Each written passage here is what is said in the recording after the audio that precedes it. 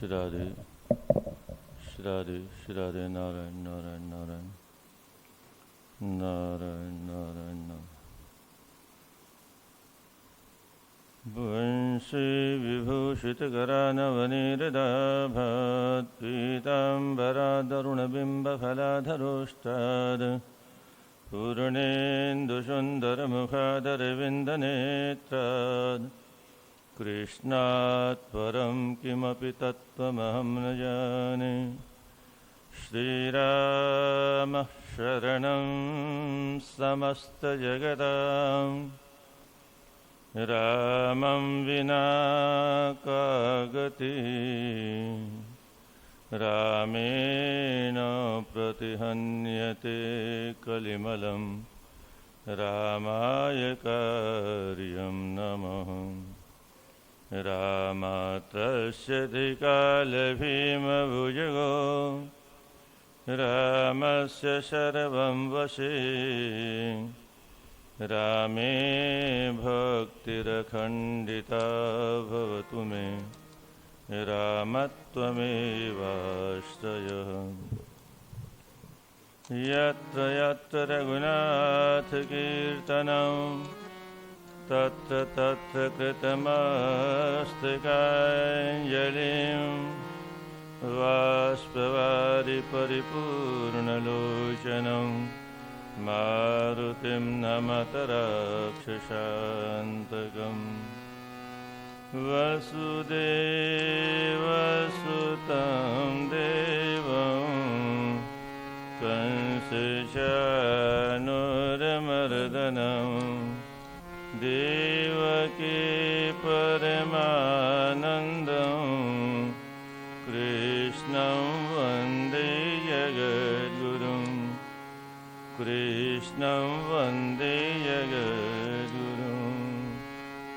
हरे राम राम राम राम हरे हरे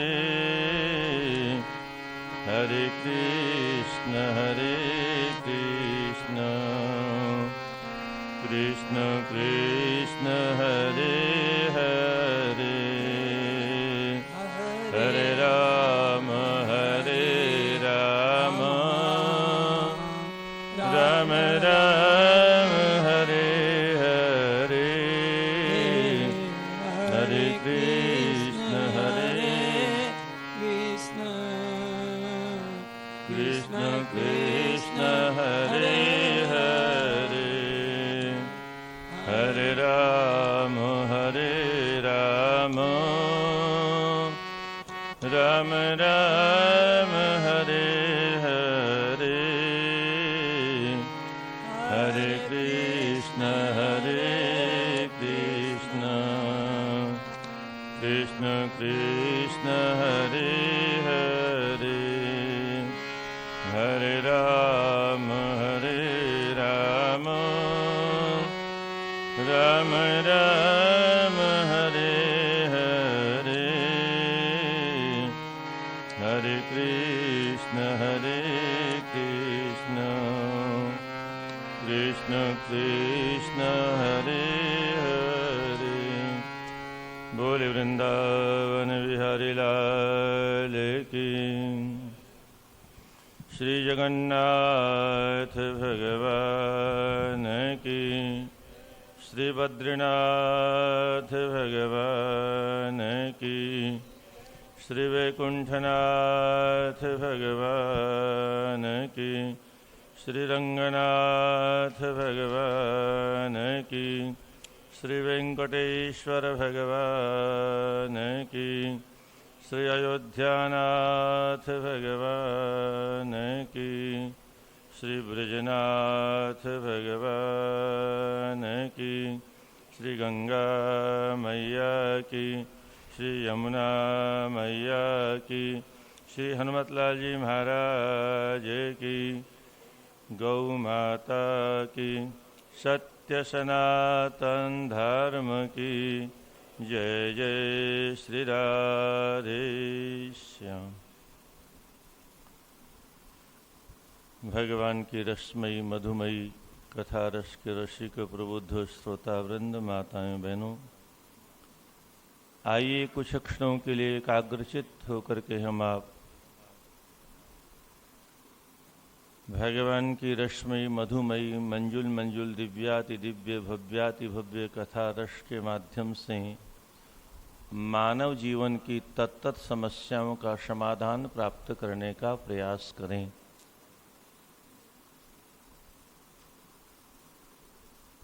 चर्चा चल रही थी तीर्थ की महिमा क्या है, मानसी तीर्थ क्या है, तीर्थों में जाने से किसको लाभ मिलता है। हमारे यहाँ हिंदुओं में एक सबसे बड़ी बीमारी क्या है? देखा देखी, देखा देखी, देखा देखी। वो उधर जा रहा तो हम भी चल दिए, उसने ऐसी परंपरा बना दी तो कोई परंपरा बन गई। जैसे पहले विवाह घर में होते थे, बाद में होटलों में होने लगे तो सबका होटलों में होने लग गया। एक ने किसी ने कोई परंपरा डाली, बस वो परंपरा बन गई, भले गरीब पिसता रहे। पर हम जो कुछ कर रहे हैं उसके पीछे उद्देश्य क्या है, लक्ष्य क्या है, कुछ प्राप्त हो रहा है कि नहीं हो रहा है, अथवा हम जो कर रहे हैं उसके करने की पात्रता हमारे भीतर है कि नहीं, इसका कभी हम चिंतन नहीं करते। और इसलिए सत्संग में बैठने के बाद में भी सत्संग हमारे कितने पल्ले पड़ता है, ये प्रत्यक्ष दिखाई दे रहा है समाज में। कहीं सत्संग का असर हो भी रहा है क्या? सन 85 में वृंदावन में जब शरीर सर्विस में आया था संस्कृत कॉलेज में प्रधानाचार्य के रूप में, तब 10 वक्ता नहीं थे भागवत के। राधे राधे रीणवा जी, 10 वक्ता भी नहीं थे गिनती के, और शुद्ध वक्ता थे वो। और अब वक्ताओं की तो कमी नहीं है, गली गली में घर घर में कथाएं हो रही हैं, पर इन कथाओं का असर कहीं दिख रहा है? क्यों नहीं दिख रहा है? सबसे बड़ी बीमारी है कि हमने अपने घरों में इन ग्रंथों का पठन पाठन करना बंद कर दिया। कुछ दूसरों से ही सीख लो, जो पैदा होते ही उनके अपने गुरुकुल है, वहाँ भेजते हैं, वहाँ उनको अपने धार्मिक ग्रंथ पढ़ाए जाते हैं, उनको ही गुरु बना लो। पर नहीं। तो चलिए, कल किसी ने पूछा, महाराज ये आप श्लोक बोल रहे हैं, कहाँ से बोल रहे हैं? ये स्कंद पुराण का 4th खंड है, जिसको काशी खंड कहते हैं। इसकी मूल कथा कहाँ से प्रारंभ होती है? अब नारद जी तो लीला करने वाले भगवान की इच्छा से जो कुछ हो। नारद जी कौन है? भगवान के मन के अवतार हैं। नारद जी भगवान के मन के अवतार हैं। वो करते क्या है? दुनिया वालों को लगता है कि नारद जी झगड़ा करवाते हैं। ये काम नारद जी का नहीं है। इतना बड़ा नारद जी के अंदर दोष देखना, ये बहुत बड़ा पाप है। सीरियल वालों ने तो नारद जी को कार्टून बना दिया, पर हमारे कोई बोलने वाला नहीं। नारद जी भगवान के मन के अवतार हैं, और वही करते हैं जो भगवान के मन में संकल्प पैदा होता है। भगवान के मन में जो इच्छा हो जाती है, बस उसी को नारद जी करना प्रारंभ कर देते हैं। कभी पतिव्रता की महिमा दुनिया को दिखानी होती है तो तीनों देवियों को आपस में अनुसुईया के प्रति उकसा देते हैं। सत्य के महिमा का दर्शन करना होता है तो विश्वामित्र को हरिश्चंद्र के प्रति उकसा देते हैं, फिर परीक्षा लेने को तैयार हो जाते हैं, आदि आदि। तो एक बार नारद जी पहुंच गए विंध्याचल पर्वत के पास, साष्टांग प्रणाम किया। नारद जी ने कहा, तुम इतने लंबे चौड़े हो, तुमको कोई पूछता भी है? बोले क्या मतलब? बोलो सारे ऋषि महर्षि सुमेरु पर्वत पर तपस्या करने जाते हैं, तुम्हारे पास कोई नहीं आता।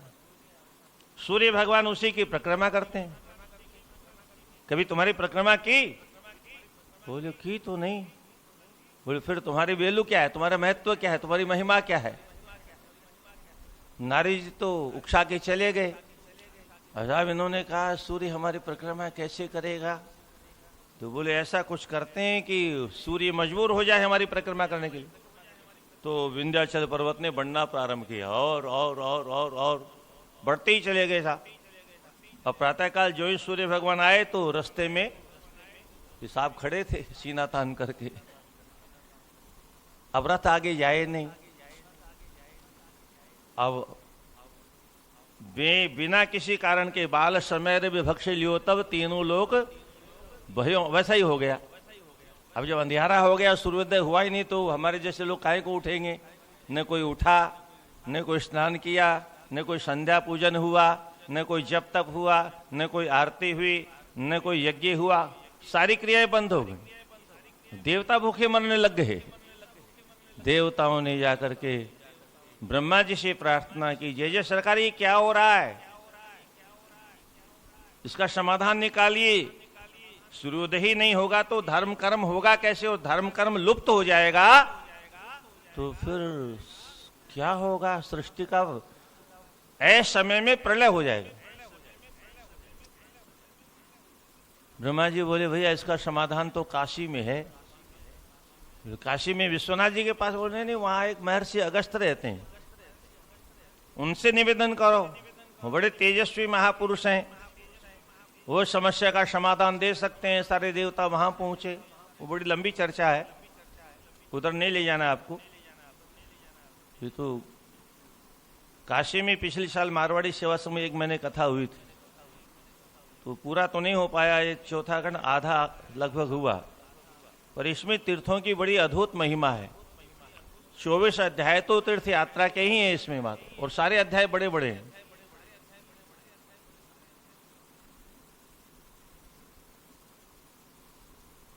महर्षि अगस्त्य को काशी छोड़ने में बहुत कष्ट हुआ। बोले समाधान तो कर दूंगा मैं, पर समस्या काशी। और काशी छोड़ते समय इतना छटपटाए, इतना छटपटाए, तीर्थों का प्रेम कैसा होता है। यहां पर महर्षि अगस्त्य के अंतःकरण का जो रुदन है, छटपटाहट है, जो आकुलता है, जो व्याकुलता है, वो देखने लायक है। कभी काल भैरव से प्रार्थना करते हैं, कभी विश्वेश्वर भगवान से प्रार्थना करते हैं, कभी अन्नपूर्णा से प्रार्थना करते हैं, और अंतिम में निर्णय किया खुश भी हो परोपकाराय शताम विभूतयः। परोपकार के लिए मुझे काशी छोड़नी ही चाहिए। सबसे बड़ा तीर्थ क्या है, तो उन्होंने कहा परोपकार सबसे बड़ा तीर्थ है। परोपकरणम येषां जागर्ति हृदय शताम नश्यन्ति विपदस्तेषां संपदस्यु पदे पदे। जिसके अंतःकरण में परोपकार की भावना विद्यमान है, वह सारे तीर्थों का निवास है, और किसी भी प्रकार की विपत्ति उस व्यक्ति के जीवन में आती ही नहीं है जो रात दिन परोपकार में लगा रहता है। कैसे नहीं आती विपत्ति, इसको आप ऐसे समझिए, जब हम आप कोई भी व्यक्ति किसी दूसरे की आपत्ति को मिटा देते हैं, दुख दर्द को मिटा देते, तो उतना जो दुख दर्द हमारे जीवन में आने वाला होता है, भगवान उसको माइनस कर देते हैं। भगवान उसको बोले इस व्यक्ति ने उसका इतना भला किया, इतना संकट दूर किया, इतनी सहायता की, तो हमारे जीवन में आने वाला संकट माइनस हो जाता है। ये परोपकार का लाभ है। इसलिए विपदस्तु न पदे पदे, पद पद में उसकी विपत्तियां दूर होती रहती हैं। परोपकार के लिए हमारे शास्त्रों में, महाभारत में पूछा गया व्यास जी से, बोले महाराज आपने इतना बड़ा पोथन्ना लिख दिया, जानते हैं महाभारत में कुल कितने श्लोक हैं? राधे राधे 60 लाख श्लोक महाभारत के मूल में लिखा है। 30 लाख श्लोक देवताओं को बांटे गए, 15 लाख श्लोक गंधर्वों को बांटे गए, 14 लाख पितरों को बांटे गए, 1 लाख बचा वो हमारे भाग्य में है। महाभारत में आज जो विद्यमान मात्र 1 लाख का ग्रंथ है।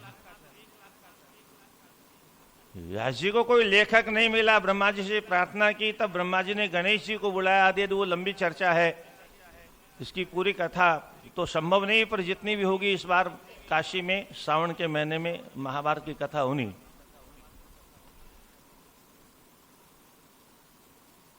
कुछ लोग कहते हैं चर्चा करेंगे कभी महाभारत नहीं रहनी चाहिए, महाभारत नहीं पढ़नी चाहिए, महाभारत जो पढ़ेगा उसके घर में महाभारत हो जाएगी, आदि आदि इसकी चर्चा करेंगे एक दिन अवश्य हम, ताकि आपका भ्रम भी दूर हो जाए। लोगों को बहुत भ्रम है।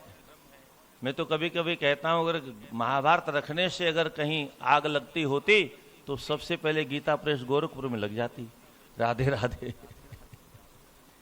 वहां भी मैंने कहा इस बार गीता जयंती पर वहां महाभारत की कथा थी, शांति पर्व, तो मैंने वहां भी यही कहा। हालांकि 7 ही दिन का प्रोग्राम था, वो थोड़ा सा नाममात्र हुआ केवल। गीता प्रेस सभी ग्रंथों को छापती है और महाभारत का ग्रंथ भी गीता प्रेस में छपता है। 6 खंडों का जो संस्कृत का अनुवाद है, वो दोनों मूल और हिंदी अनुवाद, वो 6 भागों में है। आप 6 भागों का नहीं रख सकते तो 2 भागों का संक्षिप्त महाभारत आता है। 2 भागों में संक्षिप्त महाभारत आता है। प्रत्येक घर में उसको रखना चाहिए। और हम महाभारत से दूर हो, सभी ग्रंथों से दूर हो गए। तो व्यास जी से पूछा इतने बड़े ग्रंथों को कौन पढ़ेगा, आप कोई छोटे से रूप में हमको धर्म की व्याख्या बता दीजिए। तो व्यास जी कहते हैं देखो, अष्टादश पुराणेषु, केवल महाभारत ही नहीं, मैं सारे पुराणों को ले लेता हूं। अष्टादश पुराणेषु व्यासस्य वचनद्वयम् परोपकार पुण्याय पापाय परपीडनम्। मेरे सभी पुराणों में केवल 2 बातें मैंने लिखी हैं। अब भला बताओ, इतना सरल सार आपको कहां मिलेगा? 2 बातें केवल लिखी। इन 2 बातों को अगर कोई समझ जाएगा तो उसका कल्याण हो ही जाएगा, उसका मानव जीवन कृतकृत्य हो जाएगा, मानव जन्म चरितार्थ हो जाएगा, भगवत प्राप्ति उसे हो ही जाएगी। क्या 2 बातें लिखी हैं? तो बोले परोपकार पुण्याय पापाय परपीडनम्। दूसरे का भला करना यही पुण्य है और दूसरे का बुरा करना यही पाप है। पाप और पुण्य की परिभाषा आधे श्लोक में बता दी व्यास। पर हमारा दुर्भाग्य है कि हमको ये भी पढ़ने का समय, इतना भी करने का समय नहीं। संसार में सभी परोपकार के लिए कार्य कर रहे हैं। सूर्य भगवान किसके लिए भ्रमण कर रहे हैं? अपने लिए। ये नदियां किसके लिए बह रही हैं? अपने लिए। ये वृक्ष लगे हुए हैं, इनमें फल लगे हुए, किसके लिए? अपने लिए। पिबन्त नद्यः स्वयमेव नाम्भ स्वयं खादन्ति फलानि वृक्षाः नादन्ति सस्यं खलु वारिवाः परोपकाराय शतां विभूतयः। कोई भी नदी एक बूंद पानी स्वयं नहीं पीती, केवल परोपकार के लिए सारी नदियां बह रही हैं। अब उसमें आप क्या क्या सिंचाई करते हो, क्या क्या करते हो, उसकी व्याख्या करने की जरूरत नहीं। वृक्ष, एक भी वृक्ष स्वयं फल को खाता नहीं है, सारे वृक्ष परोपकार, ये जड़ हैं। वृक्ष क्या है? जड़ है। और जड़ होकर के भी ये समाज की सेवा के लिए सीना तान के खड़े हैं। कोई पत्थर भी मारता है तो, बच्चों को देखा होगा आपने, डंडा भी मारता है तो ऊपर से एक अमिया टपका देता है। क्यों नाराज हो बच्चे, क्यों गुस्सा कर रहे हो? लो खाओ, तुम्हारे कलेजे की आंच को ठंडा करो। इतना ही नहीं, चूल्हा जलाने के लिए, हमारे पेट की आग बुझाने के लिए लकड़ी देते हैं, और मरने के बाद भी हमारा संस्कार करने के लिए ये वृक्ष हमको लकड़ियां देते हैं। परोपकार के लिए सारे वृक्ष फलते फूलते हैं। नादन्ते सस्यम खलु वारिवाहा। आकाश में ये महीना बरसात का है, तमाम बादल वर्षा करते हैं, किसके लिए? परोपकार के लिए।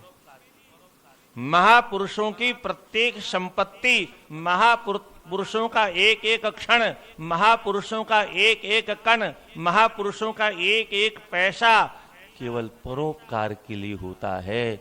स्वतः स्वयं के लिए कुछ भी नहीं होता।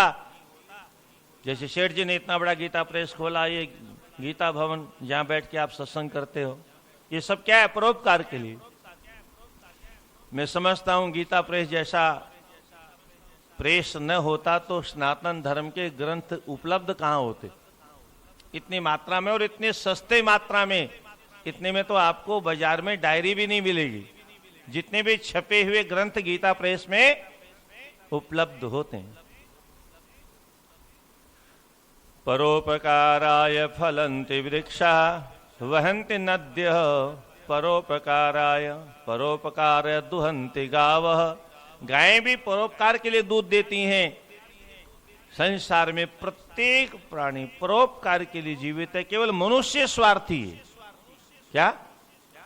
मनुष्य स्वार्थी है। बाकी संसार में सब परोपकार के लिए कार्य कर रहे हैं। और इसलिए देवताओं की समस्या का समाधान करने के लिए और नित्य प्रति प्रातःकाल हो और संध्या पूजा इत्यादि हो, नियमित रूप से अग्निहोत्र इत्यादि हो, इसलिए मुझे विंध्याचल पर्वत को शिक्षा देनी ही पड़ेगी और काशी छोड़ना ही पड़ेगा। और काशी छोड़ के गए और उसके बाद में जब देखा संत आ रहे हैं तो दूर से साष्टांग किया। किसने? पर्वत ने। हमारे यहां तो संतों को देख करके आज का मनुष्य भी प्रणाम नहीं करता है। राधे राधे। क्या?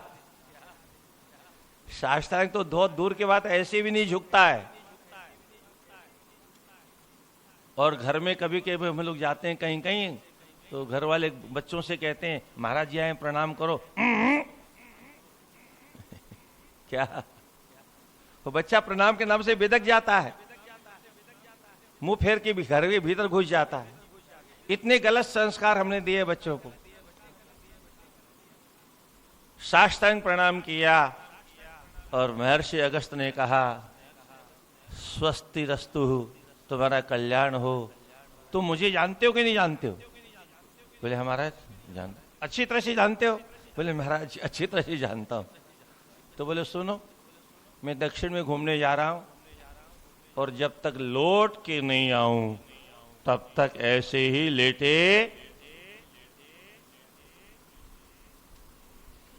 अब वो बेचारा पड़ा पड़ा सोचता है देवा परस्व आगमिष्यन्ति वे मुनि। मुनि आ जाएंगे, कल आएंगे, परसों आएंगे, आ जाएंगे, कल आएंगे, परसों आएंगे। वो मारवाड़ी में कहावत है ना, बाबू आव न ताली बाजे है। वो आए ही नहीं महापुरुष। और वह पत्थर होने के बाद में भी आज तक ऋषि की बात को मान करके लेटा हुआ। आज अपनी औलाद अपने बाप की आज्ञा मानने को तैयार नहीं है। इस देश का पहाड़ भी संतों की आज्ञा का पालन करता था, तब धर्म इस देश में सुरक्षित था। आज कोई किसी की आज्ञा मानेगा ही नहीं, कहां से धर्म सुरक्षित होगा? तीर्थ स्नानेन शुद्धिर बहुदानेन न तत्फलम् तपोभिरुग्रे तन्नाप्यम उपकृत्या यदाप्यते। महर्षि कहते हैं तीर्थ स्नानों से वैसी शुद्धि प्राप्त नहीं होती है जैसी शुद्धि परोपकार के द्वारा प्राप्त होती है। आपने एक दृश्य देखा होगा और वो दृश्य महाभारत में भी है और वो दृश्य रामायण में भी है। एक जैसा ही दृश्य है। एक नारी करुण क्रंदन कर रही है। रामावतार में उस नारी का नाम है भगवती पराम्बा जगत जननी मां जानकी। रावण के हरण के बाद में करुण क्रंदन कर रही है। उस करुण क्रंदन को सुना किसने? इस देश के एक पक्षी ने। किसने सुना? इस देश के एक पक्षी ने। गीध अधम खग आमिष भोगी, मांस खाने वाला गीध, उसने एक नारी का करुण क्रंदन सुना, उसका खून खोल गया।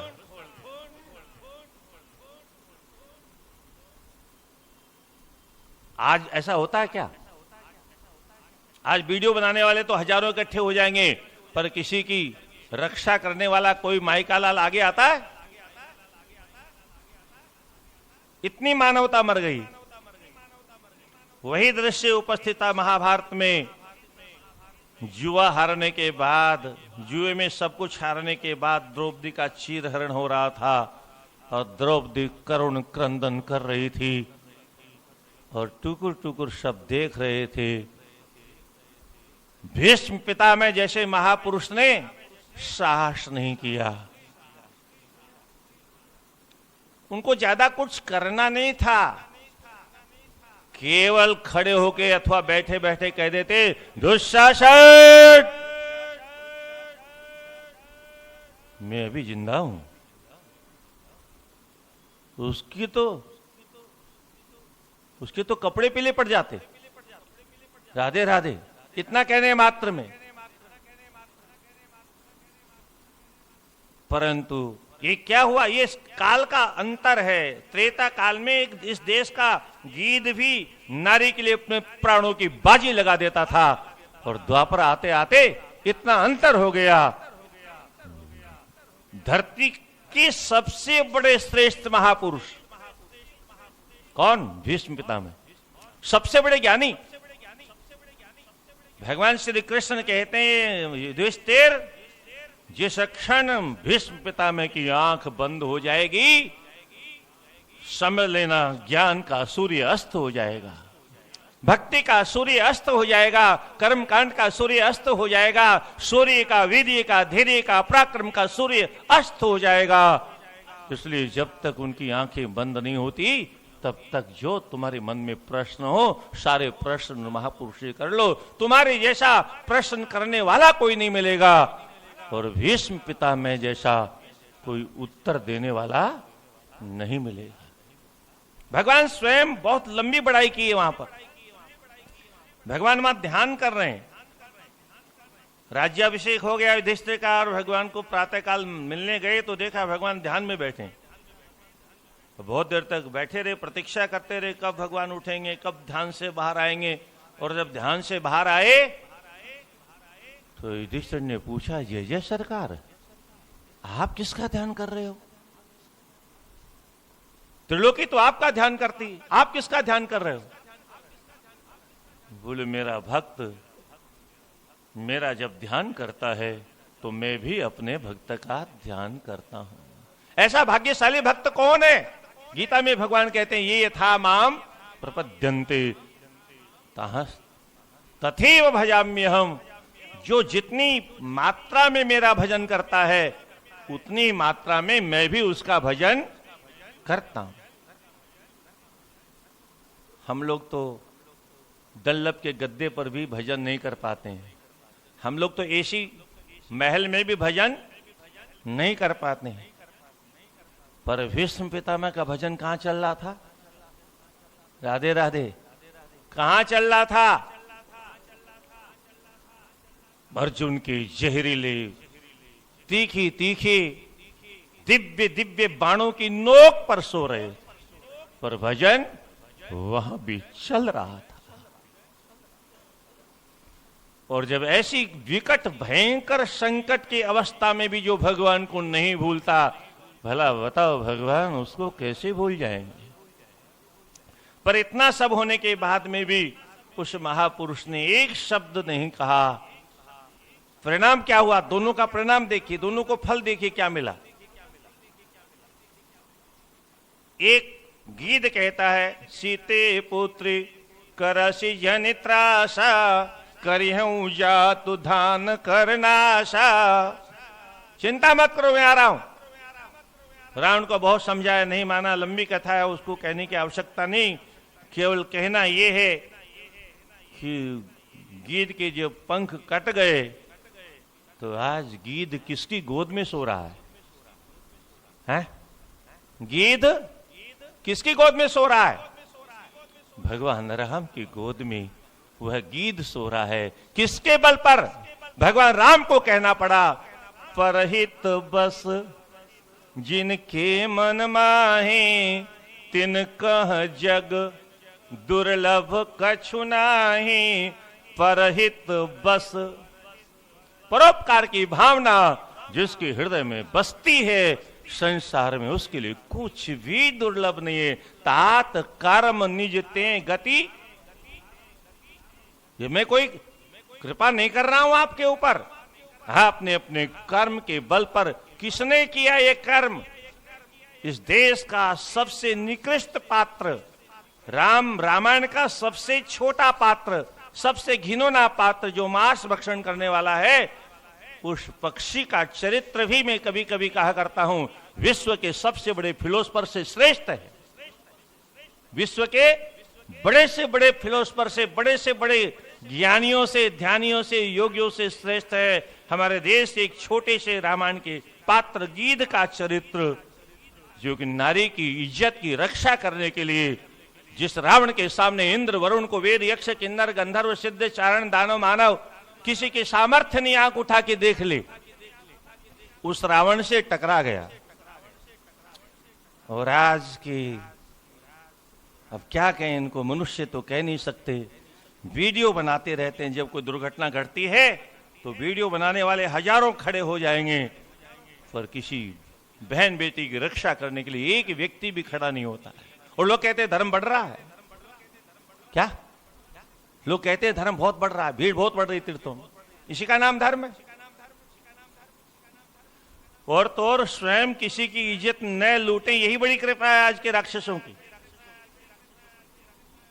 रावण राक्षस था। अच्छा एक बात बताओ, सचमुच में रावण राक्षस बड़ा था कि आज वाले राक्षस बड़े राक्षस हैं? राधे राधे है क्या?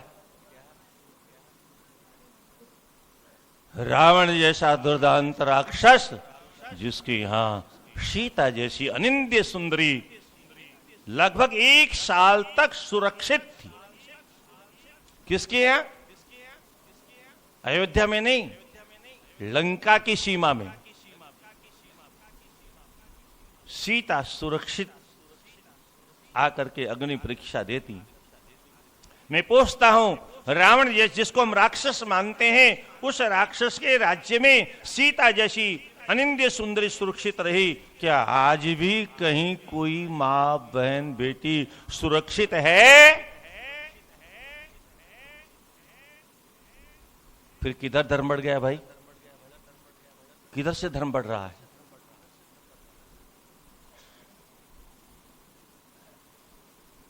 कहां जा रहे हैं हम?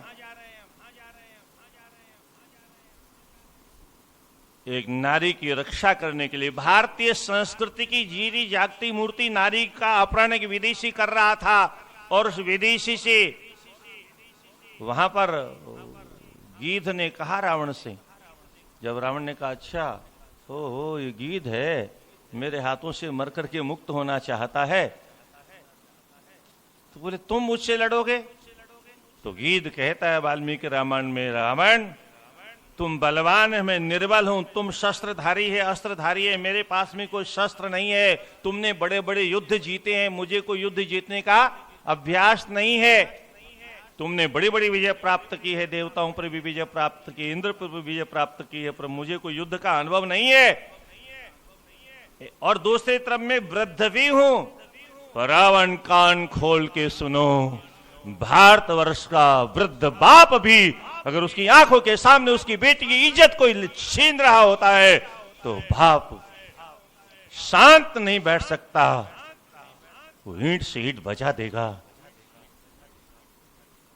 मेरी बेटी है, एक गीध भी इस देश की नारी को अपनी बेटी कहता है, और आज देश का एक बाप अपनी बेटी की इज्जत, आगे बोलना पड़ेगा। कहां जा रहे हैं हम?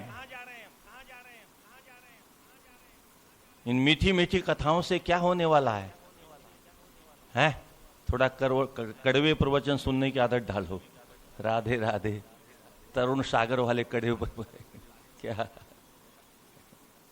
शायद आपके कान के कीड़े झड़ जाएं, कुछ हैं, कान का कचरा साफ हो जाए, कोई बात भीतर प्रवेश कर जाए, आपके जीवन का कल्याण हो जाएगा। सज्जन, नारी की रक्षा नहीं करने का दंड भोगना पड़ा किसको? भीष्म पितामह को। नारी की करुण क्रंदन को न सुनने का दंड भीष्म पितामह को भोगना पड़ा। 58 दिन तक राधे राधे सरसैया पर सो रहे। उसके बाद में सत्संग हुआ युधिष्ठिर के साथ में, लंबी चर्चा है उस, आप महाभारत की कथा सुनेंगे तो आपको समझ में आएगा। लगभग 10 वर्ष पहले, 11 वर्ष हो गए होंगे, 2014 में मलूक पीठाधीश्वर महाराज ने महाभारत की कथा की थी राजस्थान में, सीकर जिले में। अद्भुत कथा थी वो। वैसी कथा तो जल्दी संभव नहीं है,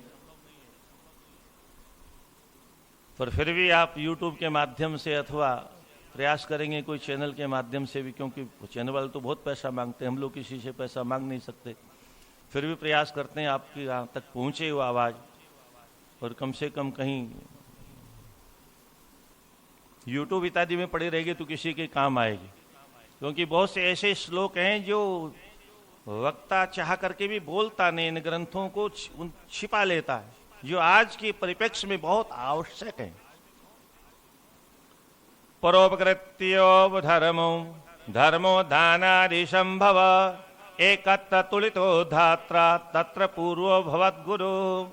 विधाता ने एक बार तराजू में सारे संसार के पुण्यों को एक तरफ रखा, परोपकार के पुण्यों को एक तरफ रखा, और फिर परोपकार का पलड़ा जब भारी हुआ तो अभवत गुरु, परोपकार सबसे भारी हो गया। इसलिए परोपकार सबसे श्रेष्ठ, परोपकार की महिमा है। और ये सारी गंगा जमुना नदियां जितनी भी है हमारा कल्याण करने के लिए भ्रमण कर रही हैं। न गंगा सदृशम तीर्थम न देवं केशवात् परः ब्राह्मणेभ्यो परम नास्ति एवमाह पितामह। ब्रह्मा जी सारे संसार के प्राणियों को सावधान करते हुए कहते हैं, हे संसार के लोगों, संसार में गंगा जैसा कोई तीर्थ नहीं। नास्ति गंगा समम तीर्थम, गंगा से बढ़कर कोई तीर्थ नहीं है। और न देव केशवात् परम, भगवान नारायण से बढ़कर के कोई देवता नहीं है। ब्राह्मणेभ्यः परम नास्ति, विद्वान ज्ञानी ब्राह्मणों से श्रेष्ठ कोई मनुष्य नहीं है। ये ब्रह्मा जी का वाक्य है। गंगा की और महिमा बताते हुए कहते हैं, यत्र गंगा महाराज सदेश तत तपोवनम, जहां गंगा मैया प्रवाहित होती है वह तपोवन है। तपोवन का मतलब वहां तपस्या जल्दी सिद्धि को प्राप्त हो जाती, वहां बैठ के तपस्या करनी चाहिए। और हम आप जहां बैठे हैं मां गंगा की गोद में, बस यहीं से तपस्थली प्रारंभ होती है। ये जितना हिमालय है ये तपोभूमि है। ये ऋषियों की, महर्षियों की, त्यागियों की, तपस्वियों की, योगियों की, ज्ञानियों की यम नियम आसन प्राणायाम प्रत्याहार धारणा ध्यान समाधि लगाने वाले योगियों की भूमि है। पर अब धीरे धीरे इस पर विधर्मियों का कब्जा होता जा रहा है। राधे राधे।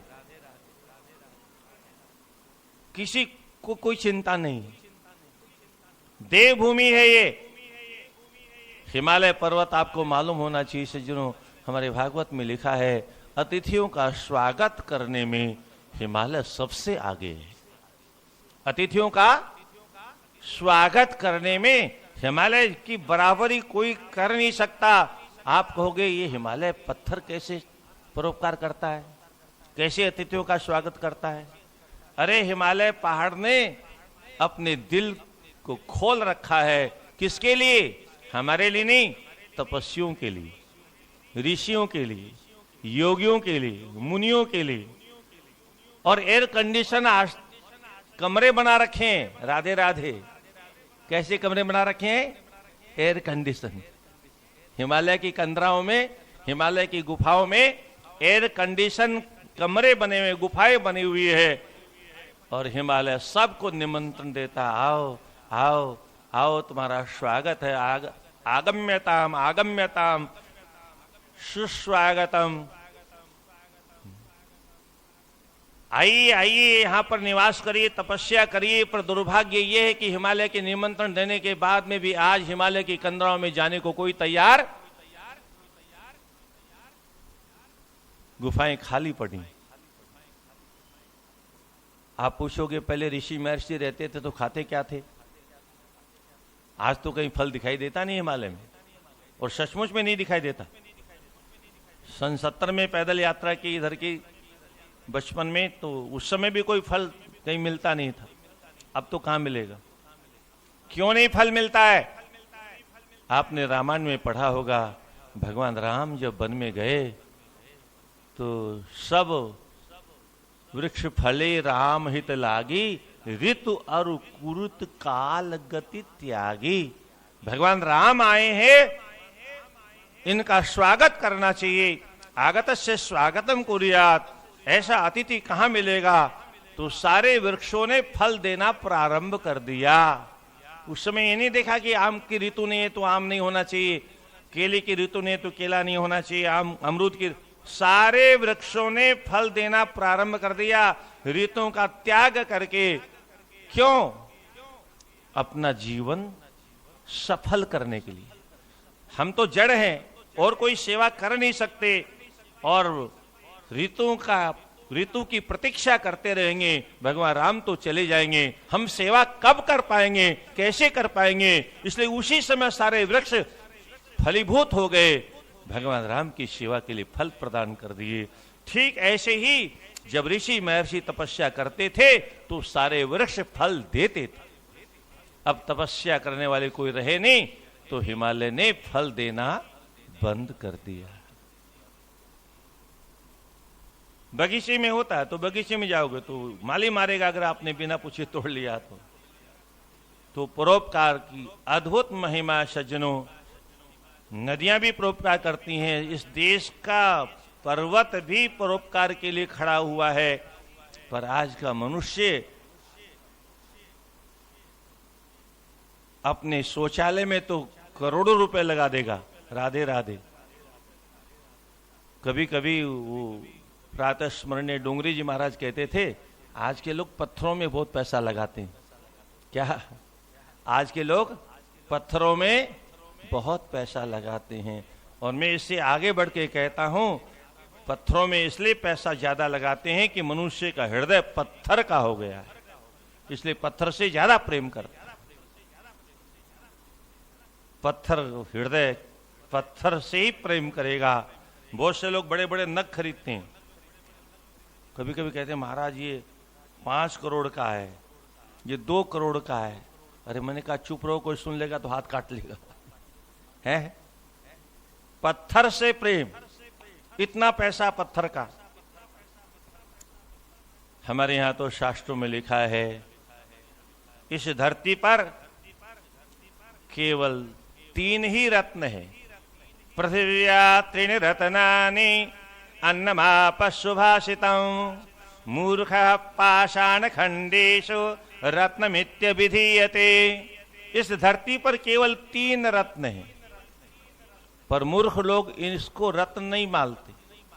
मूर्खों के रत्न क्या है?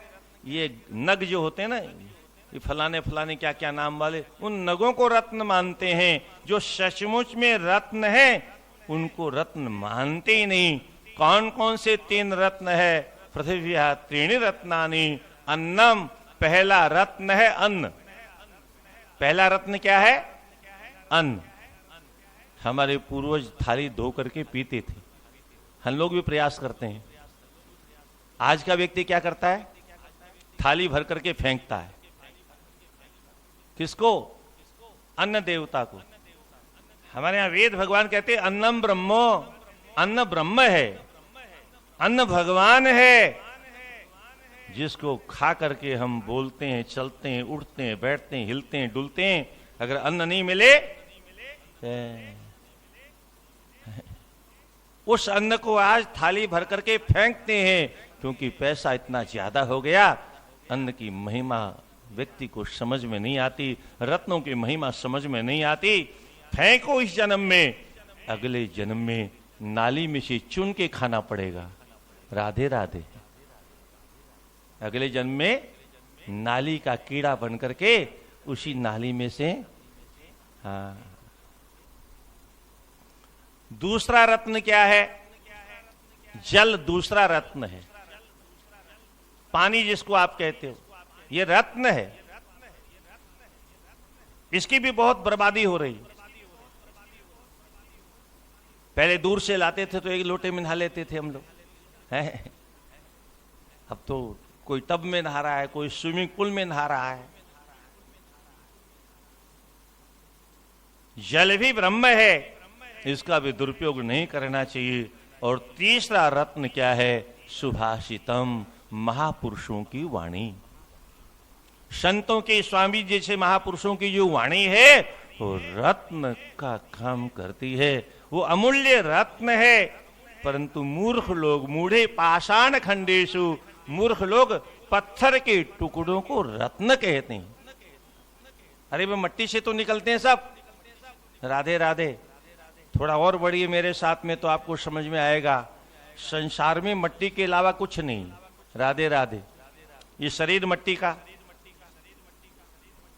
मकान मट्टी का, दुकान मट्टी की, कल कारखाना मट्टी का, जो चम्मच हम जिससे भोजन करते वो भी मट्टी की, जो थाली वो भी मट्टी की, और घर में जो सोना चांदी है, राधे राधे, मैं ये नहीं कहूंगा इधर चढ़ा देना सब मट्टी है। ज्ञानी की दृष्टि में, क्योंकि सब मट्टी से निकलता है, इसलिए सब मट्टी ही मट्टी है, मट्टी के अलावा कुछ भी नहीं है। एक संत जा रहे थे तो एक वृद्ध माता को देखा। किस रूप में? एक डंडा हाथ में ले रखा था। और बुढ़ापा कभी ज्यादा आ जाता है ना तो शरीर दोहरा हो जाता है, क्या यू के आकार में ऐसे झुक जाता है। तो झुक जाता है तो झुक करके चल रही थी बेचारी। किसी संत ने देखा तो मजाक करने की इच्छा हो गई। मजाक किया थे, मजाक में बोले, अध पश्यसि किम बाले पदितम तव किम भुवि। अरे बालिके, थी तो वृद्धा हो, पर मजाक में संत ने कहा, अरे बालिके, तेरा धरती पे ऐसा क्या खो गया है जो तुम उसे खोज रही है? क्या खो गया मुझे बताओ, मैं तुम्हारी कोई सहायता करूं? उसने ऐसे देखा बाबा जी को और सर उठा के देखने के बाद में कहा, किन रे मूर्खम न जानासी। अरे मूर्ख, तुमको इतना भी पता नहीं मैं क्या खोज रही हूं? अरे बोले, भैया मुझे क्या मालूम क्या खो गया तुम्हारा? बोले, सुन कान खोल करके, आप भी सुन लो सज्जन, शायद काम आ जाए। किम रे मूर्खम न जानासि गतम तारुण्य मौक्तिकम्। अरे मूर्ख, मेरी जवानी का हीरा इसी किसी गली में खो गया, इसी मट्टी में कहीं मिल गया, और मैं अपने जवानी के उसी हीरे को खोज रही हूं। कहां खो गया? हमने भी अपना सारा जीवन खो दिया इस घर, दुकान, मकान, परिवार के चक्कर में। और ये भी रात दिन संतोष से सुनते हैं, यहां अपना कोई नहीं है क्या? ये सब माने हुए रिश्तेदार हैं, ये माने हुए रिश्ते हैं, सचमुच में कोई रिश्ते नहीं है। सुबह रोज सत्संग सुनते हैं स्वामी जी का। अब वो जो रात दिन सुनते रहते हैं वो तो स्वामी जी की आवाज को पहचान जाते हैं। हमारे जैसे लोग तो पल्ले पड़ता ही नहीं। कुछ कैसेट अच्छे भी हैं, उनको लगवाया करिए ना आप लोग। पुराने कैसेटों को लगाया करिए, वो जो पहले की उम्र के हैं स्वामी जी के, एंड वाले कैसेट लगाते हैं, वो सबको पल्ले नहीं पड़ता है। जो ग्रुप में डाल देते हैं ना, वो दूसरा ही है डालने वाला। वो एक महीने का एक साथ में डाल देते हैं। वो अभी महीना समाप्त होगा ना, उसके बाद में ठीक से लगाएंगे। ठीक से लगाएंगे, जब हम चले जाएंगे तब चलाएंगे। चलिए कोई बात नहीं। बोले वृंदावन बिहारी लाल की। संसार को हमने मान लिया है, हमारा कोई नाम नहीं है, पर हमने मान लिया कि ये नाम है हमारा। हम ये हैं, ये हमने मान लिया है, जबकि हम ये है नहीं। जो जिसको जिस रूप में हम अपने आप को मानते वो हम हैं नहीं। अब क्यों नहीं है, इसको थोड़ा सा गंभीरता से समझिए। संसार असत्य क्यों है? दिखने में सत्य जैसा दिखता है, पर असत्य क्यों कहा जाता है? सत्य की परिभाषा समझिए तो शायद असत्य की परिभाषा समझ में आ जाए। सत्य उसे कहते हैं जिसमें कभी परिवर्तन न हो। सत्य किसे कहते हैं? बोले सत्यनारायण भगवान की। सत्य का मतलब जिसमें कभी परिवर्तन, हमेशा एक जैसा रहे, उसका नाम है सत्य। जिसमें कोई बदलाव होता ही नहीं, जिसमें कोई भूतकाल का प्रभाव, वर्तमान का प्रभाव, भविष्य काल का कोई प्रभाव होता ही नहीं। त्रिकाल में सत्य है, त्रिलोक में सत्य है, अनंत अनंत युगों में जो सत्य था, सत्य है। जैसा था वैसा ही आज भी है, आगे भी वैसा ही रहेगा, उसका नाम सत्य है। और जिसमें प्रतिक्षण परिवर्तन होता रहता है वह है असत्य। जिसमें कभी परिवर्तन नहीं होता वो अविनाशी है, और जिसमें प्रतिक्षण परिवर्तन होता रहता है वो सब नाशवान है। और हमारा दुर्भाग्य देखिए, इतना सत्संग सुनते हैं पर अविनाशी को नहीं पकड़ते, नाशवानों के पीछे भाग रहे हैं। यहां वाले भी वहीं भाग रहे हैं, मैं केवल आपकी बात नहीं कर रहा हूं। यहां जो बैठा है वो भी उसी नाशवान के पीछे ही भाग रहा है। ये तो उपदेश है, परोपदेशे पांडित्यम सर्वेशाम सुकराम नृणाम, पर उपदेश कुशल बहुतेरे जे आचरहिते नर न घनेरे। बहुत, इस कलयुग में तो बहुत कठिन काम है। कभी एक काल में हुआ करता होगा, पर आज तो गिनती नहीं है। कभी एक रावण रहा होगा, आज रावण की गिनती संभव है क्या? ये रावण कहां से निकलते हैं?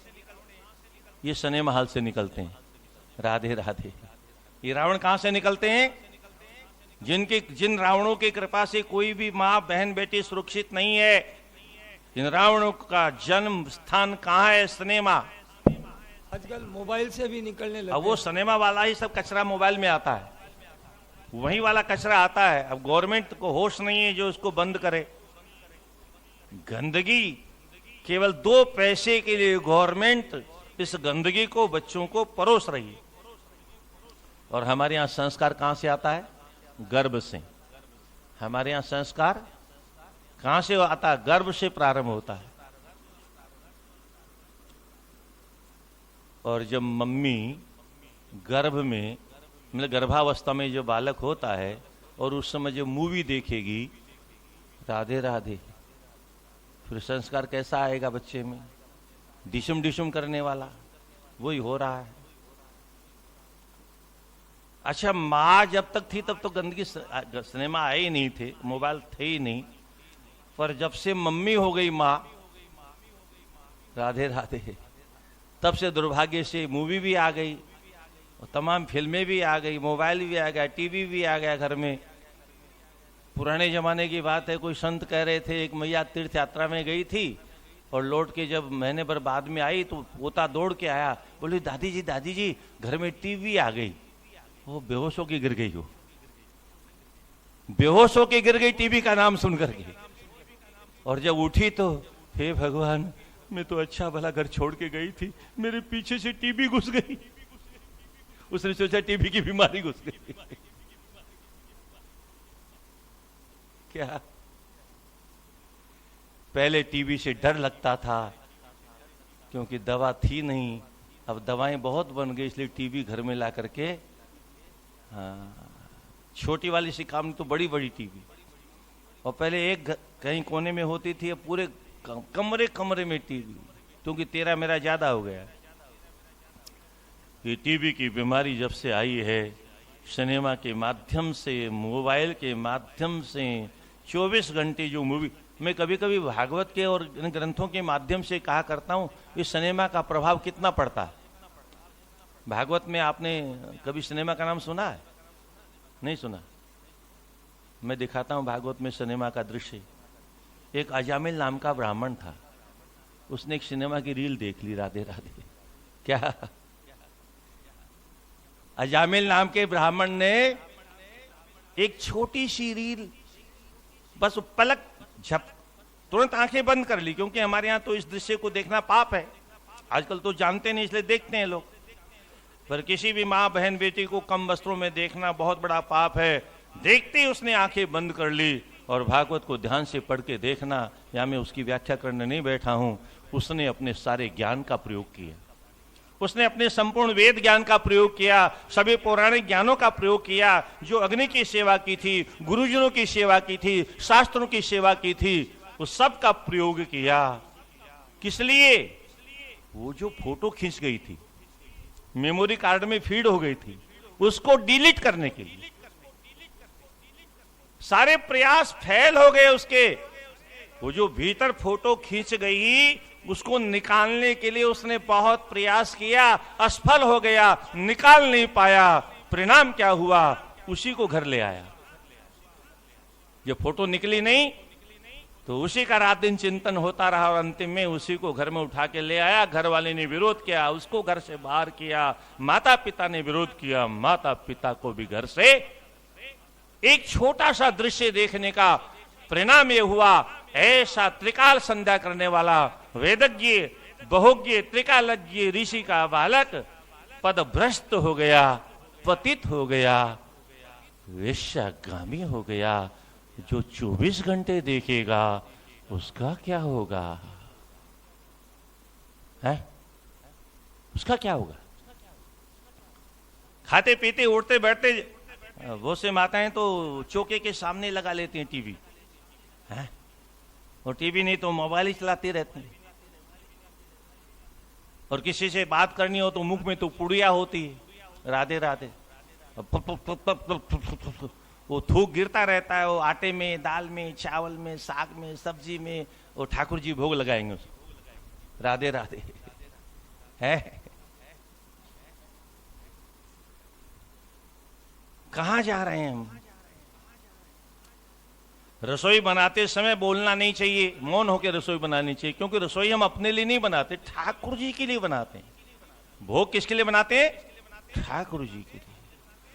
अगर थूक गिर गया तो वो अशुद्ध हो गया, अपवित्र हो गया, अखाद्य हो गया। नोच्छिष्टम कश्चिन दद्यात्। महाराज मनु जी लिखते हैं मनुस्मृति में, अपना जूठा किसी को भी नहीं देना चाहिए, भगवान को जूठा खिलाना। एक सिनेमा का दृश्य और भागवत जी में है। सोभरी नाम के ऋषि हमारे वृंदावन में तपस्या करते थे।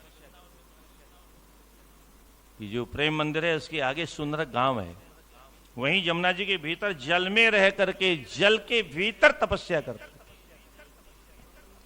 वो तप के प्रभाव से कभी आंख खोलते थे तो उनको सारी दुनिया जल में दिखाई दे जाती। एक बार जब आंख खोली तो मछलियां किलोल कर रही थी।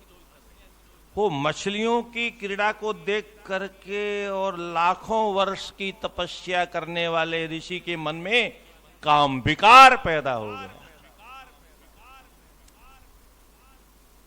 हाय, मैं भी विवाह करता तो मेरे भी बच्चे होते। और चल दिए उसी। वो ब्यूटी पार्लर में थोड़े गए, वहां से निकले, केकड़े घूम रहे थे, जटाओं में सेवाल लगा हुआ था, गंदगी लगी हुई थी, और उसी रूप में पहुंच गए साहब। और आपको मालूम है, ज्यादा व्याख्या करने की जरूरत नहीं है। और अंतिम में एक नहीं 50 विवाह कर ली। कितनी विवाह किए? 50। 50 से एक एक 100 बालक हो गए 5000। और तब एक दिन उनको अचानक याद आया, अहो पश्यत में विनाशम तपस्विनः सुचरितं व्रतस्य। अरे हाय हाय दुनिया वालों, देखो देखो मेरी तपस्या कैसे नष्ट हो गई, मेरा ब्रह्मचर्य कैसे खंडित हो गया। हाय हाय, एक मछलियों की कृत्यों को देख करके मैं पतित हो गया। पश्यत में विनाशम, मेरा विनाश देखो। आप गीता पढ़ते रहते हैं। गीता में भगवान से प्रश्न किया अर्जुन ने, हाँ? भगवान ने की बात बताओ, कौन है वो जो मनुष्य से पाप करवाता है? अनिच्छन्नपि वार्ष्णेय बलादीव नियोजित। कौन है जो मनुष्य नहीं चाहता है फिर भी उससे पाप करवा लेता है? तो कौन ऐसा प्रचंड शत्रु है मनुष्य का?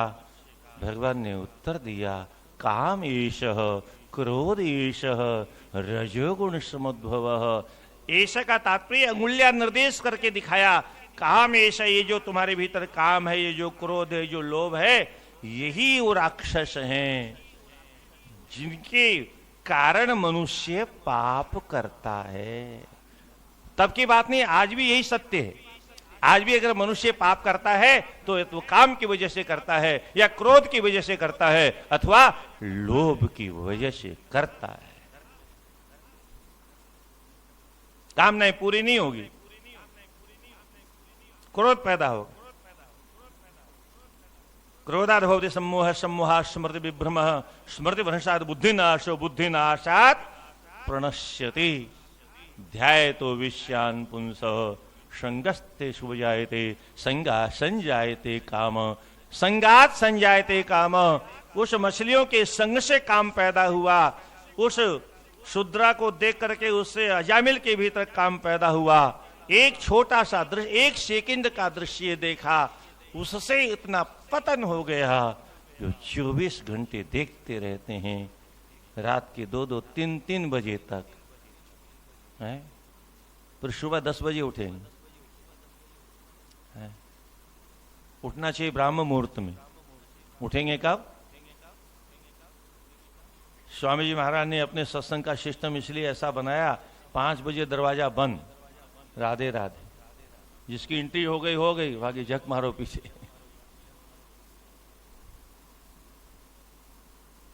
आते तो कुछ लोग आज भी हैं, पर नहा के कितने आते हैं ये पता नहीं। राधे राधे।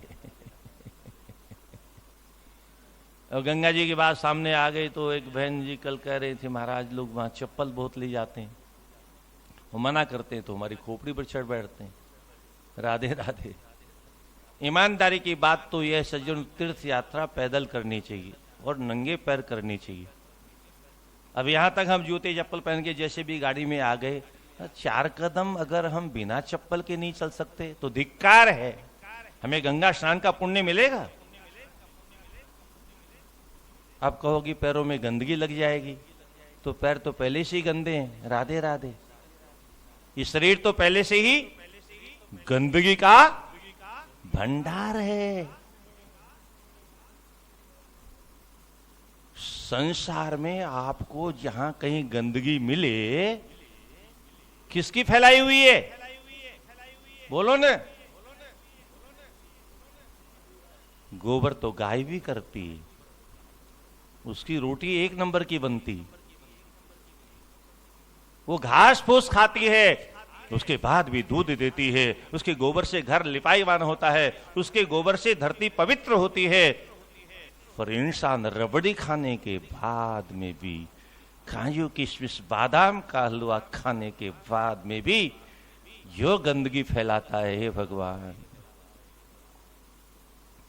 इतना गंदा, ये शरीर इतना गंदा है, इतना गंदा है, इतना गंदा है। चाहे जितना टेम्पो हाई करने का प्रयास करना, ये कभी शुद्ध होने वाला, इसमें कुछ है ही नहीं शुद्ध। आजकल तो नहा करके लोग थोड़ा और रंग जमाने के लिए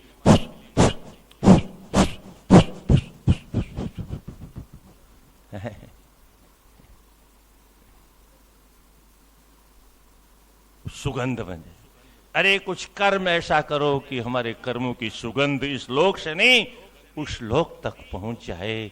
इस सेंट वाली सुगंध वहां पहुंचने वाली नहीं है। इस 8 मास के पुतले को इस सुगंध से आप सुगंधित नहीं कर सकते। हमें अपने आचरण को इतना दिव्य बनाना है कि हमारी सुगंध से देवता लोग भी हैं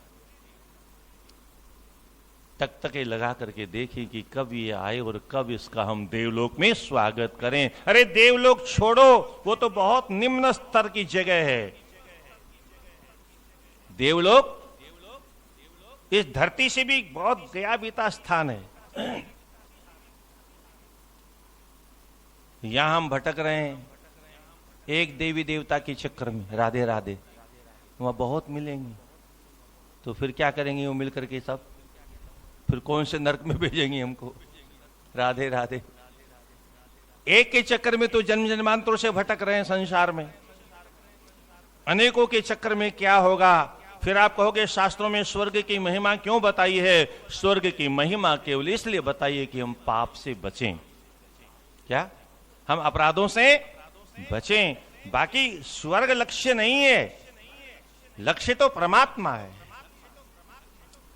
हम ऐसा सत्कर्म करें कि भगवान नारायण भी अपने वैकुंठ के दरवाजे पर हमारा इंतजार करें और हम वहां जाए तो दरवाजा खोलकर ठाकुर जी गले से लगा ले। बाकी ऊपर ऊपर की फुसफुसी से कुछ होने वाला नहीं सचिन। ये शरीर गंदा था, गंदा है, गंदा रहेगा। फिर भी आपको लगता है कि वहां से जाने में आने में पैर में कुछ मट्टी लग गई तो जल है, कमरे कमरे में पैर धो लो, साफ हो जाएगा। बिना चप्पल के गंगा जी तक नहीं चल सकते। आप पुराने लोगों ने देखा होगा, पुराने लोगों ने यात्रा भी की होगी। उत्तराखंड की यात्रा, चारों धाम की यात्रा पैदल होती थी और यात्रा सचमुच में पैदल में ही आनंद आता है। यात्रा तीर्थों में भी पैदल जाना चाहिए, बिना पैरों में जूती पहने हुए। मंदिर में जाओ तो भी पैदल बिना जूती के जाना चाहिए। किसी भी सत्संग में जाओ तो वहां भी, पर हम लोग आजकल सब कुछ न कुछ पाप करते रहते हैं। गंगा जी में स्नान करते समय कपड़े नहीं निचोड़ने चाहिए गंगा जी में। और ईमानदारी की बात एक और बता दूं, गंगा जी में स्नान करने से पहले अगर वास्तव में आपको स्नान का लाभ लेना हो तो पहले घर में स्नान करिए। राधे राधे। गंदगी में जाकर के गंदे शरीर से, हालांकि शरीर तो गंदा ही है, फिर भी भौतिक दृष्टिकोण से पहले घर में स्नान करिए, फिर गंगा जी में डुबकी लगाइए। गंगा जी में कपड़े नहीं निचोड़ने चाहिए, गंगा जी में थूक थाक नहीं करना चाहिए, गंगा जी के आसपास गंदगी नहीं फैलानी चाहिए। और ये तो पता नहीं कहाँ से चला आ रहा है, कोई बोलता नहीं है। दोना लिया, दोना में दीपक रखा और गंगा जी की छाती में छोड़ दिया है। कोई आपकी छाती पे दीपक जला दे, आपको कैसा लगेगा? है? अरे किनारे रख दो। गंदगी मां की छाती पर, घर के फूल, पूजा के फूल मैया की छाती पर। कितने अपराध करते हैं हमें पता ही नहीं। परोपकृत्य धर्मो धर्मोद्धानादि संभव एकत्तुलितोद्धाता तत्र पूर्व भवद गुरु। शास्त्रों में मंथन करके, आलोडन विलोडन मंथन करके क्या निकाला? परिनिर्मथ्य वाग्जालम निर्णितम विधमेव हि नोपकारात् परो धर्मो नापकारात् अघम परम। सारे शास्त्रों का मंथन करने के बाद उसमें जो मक्खन निकला, जो निर्णय निकला, जो सार तत्व निकला, वो परोपकार ही मात्र निकला। नोपकारात् परो धर्म न अपकारात् अघम परम। ये उसी महाभारत के उस श्लोक का उदाहरण दिया। परोपकाराय पुण्याय पापाय परपीडनम नहीं धर्मन दूसर सत्य समाना। इसी का अनुवाद है, धर्मन दूसर सत्य समाना। कहाँ लिखा है? बोले आगम निगम, वेद और शास्त्रों में यही लिखा है। संपूर्ण वेदों का सार भी यही है, सभी पुराणों का सार भी यही है, महाभारत का सार भी यही है। नहीं असत्य सम पातक पुंजा गिरि सम हुई कि कौटिक गुंजा। नहीं असत्य सम पातक पुंजा। परहित सरिस धर्म नहीं भाई, पर पीड़ासम नहीं अगम आई। परहित सरिस, परोपकार से बड़ा कोई धर्म है ही नहीं, और दूसरे को पीड़ा देने के बराबर कोई अपराध नहीं है। और आज दूसरे की बात तो छोड़ो, अपने माता पिता के प्रति भी संतान अपराध करती। पढ़े लिखे लोगों को बोलने की तमीज नहीं, क्योंकि मेकाले की कुशिक्षा का तो यही परिणाम होने वाला है। बहुत से लोग क्या करते हैं, बच्चों का भविष्य बनाने के लिए बच्चे को अमेरिका भेज देते हैं। एक ही बच्चा है, भेज दिया अमेरिका। किस लिए? बच्चे का भविष्य बनाने के लिए भेजा था, तो भविष्य बनाने के लिए, और अपना भविष्य बर्बाद कर लिया। राधे राधे। क्या हो गया? अपना भविष्य बर्बाद हो गया। अब बेटा तो वहीं जम गया साहब, वहीं गोरी चमड़ी पकड़ ली उसने, लौट के आया ही नहीं, फोन भी उठाना बंद कर दिया। अब छाती पीट पीट के रोते हैं, हाय हाय, हमने तो उसका भविष्य बनाया, उसने तो हमारा भविष्य चौपट कर दिया। क्या? बनाओ भविष्य। इस भविष्य के चक्कर में कितनों का भविष्य बर्बाद हो गया। आज तो कथावाचक लोग भी वृद्धाश्रम खोल रहे हैं। अब किस कथा में लिखा है मुझे ये नहीं मालूम वृद्धाश्रम खोलना चाहिए।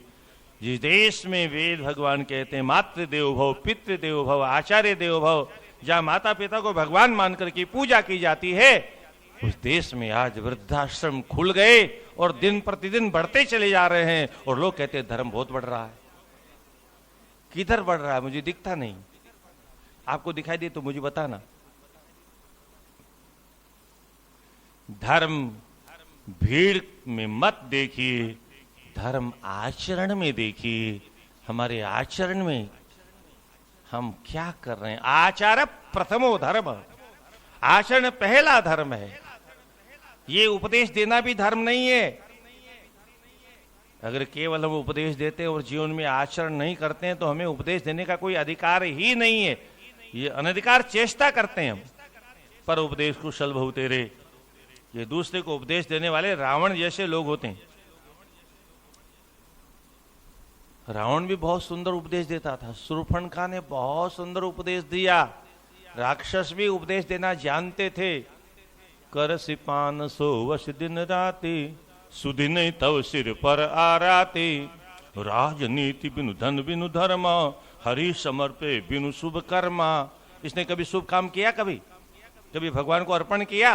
पर इतना ज्ञान है इसको, क्या इतना ज्ञान इसको भी? राक्षसियों को भी इतना ज्ञान होता है। और शूर्पणखा का नाम आ गया तो एक बात आपको और बता दूं। आज जो हमारे धरती पर एक मंत्र घूम रहा है, गांव गांव में, गली गली में, घर घर में, जिसकी वजह से हमारे बच्चे बर्बाद हो रहे हैं, जिसकी वजह से हमारे बच्चे चरित्रहीन हो रहे हैं, ये मंत्र शूर्पणखा का दिया हुआ है। राधे राधे। कौन सा मंत्र? शूर्पणखा ने जब भगवान राम के सौंदर्य को देखा और देखते ही पागल हो गई। हाय, ऐसा सौंदर्य, ऐसा भी संभव है? आज तक तो ऐसा सौंदर्य कहीं देखा नहीं। ऐसी पागल हुई, दौड़ करके लंका गई ब्यूटी पार्लर में। राधे राधे। टिप टाप करके आई है अपने आप को, और आकर के राक्षसों का जो प्रधान मंत्र, उस मंत्र को राम जी के सामने आकर के बोली, आयु।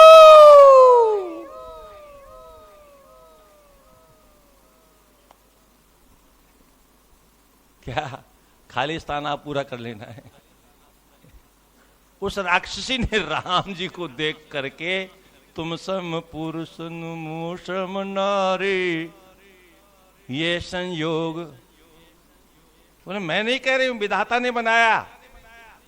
राम जी बोले, देवी अगर विधाता ने बनाया होता तो ये मेरे साथ में जो जोड़ी है ये किसी और ने बनाई क्या? ये जोड़ी जो विधाता ने तो बनाई है, तभी तो विवाह मेरा। तो वो कहते नहीं नहीं, ये विधाता का बनाया हुआ मामला नहीं। विधाता ने तो मेरे साथ में आपका संबंध बनाया था, और ये आपका कोई विवाह में थोड़ी मिली है आपको। ये तो धनुष आपने तोड़ दिया तब उपहार में मिली है। राधे राधे। और मेरी बात पर विश्वास नहीं तो आपके ससुर के मुख से सुन लो, क्या कहा था आपके ससुर ने? लिखा न विधि वैदेही विवाह, विधाता ने मेरी बेटी का विवाह लिखा ही नहीं। राधे राधे। हाँ, वही जनक जी का उदाहरण दे दिया उसने। कुंवरी कुंवारी रहूं का करूं, तजऊ आश निज निज गृह जाऊ, लिखा न विधि वैदे ही विवाहो, विधाता ने विवाह लिखा ही नहीं। विवाह तो मेरे साथ लिखा था, इसका तो विवाह विधाता ने लिखा ही नहीं। वो तो आपने धनुष तोड़ दिया तो पुरस्कार में आपको मिल गई। वो मंत्र जो राक्षसी ने इस भारतवर्ष की पवित्र धरती पर छोड़ा था, वह पहले सिनेमा वालों ने लपका और वहां से लपकों ने लपका। राधे राधे। वहां से और लपकों ने लपक लिया और धीरे धीरे घर घर में घुस गया। अब तो आम बात हो गई, आम का सीजन है, आम बात हो गई, खास बात नहीं रही। परिमंद्र मध्य वाग्जालम नैनतम विदमे वही, नोपकारात् परो धर्मो नोपकारात् अघम परम, अपकर्तुर अगस्त्यस्य जातमेतन्निदर्शनम्, क्वताधिक सिंज दुःखम क्वताधिक श्रीमुखे क्षणम्। महर्षि अगस्त्य आगे चल करके चर्चा करते हैं। श्रुणतीर्थानि निगदितो मानसानि ममा नघे, हे निष्पाप देवी, लोपा मुद्रा से कहते हैं, मानस तीर्थों के और नाम भी सुनो। ये सो सम्यक नरस्नात्वा प्रयाति परमाम गतिम, जिनको सुनकर के मनुष्य परम गति को प्राप्त कर लेता है, उन मानस तीर्थों, कल भी आपने श्रवण की, फिर कुछ सुनिए। सत्यम तीर्थम क्षमा तीर्थम, तीर्थम इंद्रिय निग्रह सर्वभूत दया तीर्थम, तीर्थमार्जमेव च, ये चर्चा कल हो चुकी है। दानम तीर्थम दमस तीर्थम संतोष तीर्थमुच्यते, दान भी तीर्थ है। राधे राधे। दान किसको कहते हैं? स्वत्व त्याग पूर्वकम यत् किंचित दीयते तद दानम, ये मेरा है, इस भाव का परित्याग करके जिस वस्तु को किसी और के हाथ में हम दे देते हैं, उसका नाम है दान। जैसे कन्या हमारी है, पर हमने उसको वागदान कर दिया, दूसरे की हो गई हो, इसका नाम है दान। दान देने के बाद में उस वस्तु का स्वयं प्रयोग नहीं कर सकते। दान भी तीर्थ है। दमस तीर्थम, इंद्रियों का दमन करना। सबसे बड़ी समस्या हमारी इंद्रियों के साथ में, बड़ा झगड़ा कर। प्रहलाद जी तो बार बार नृसिंह भगवान आंखों से ज्वाला निकाल निकाल करके और जाड़े पीस पीस करके और टेढ़ी नजर से देख देख करके डरा रहे थे प्रहलाद जी को। प्रहलाद जी ने कहा, क्या चाहते हो, मुझे डराना? नहीं, मैं डरता उड़ता नहीं हूं।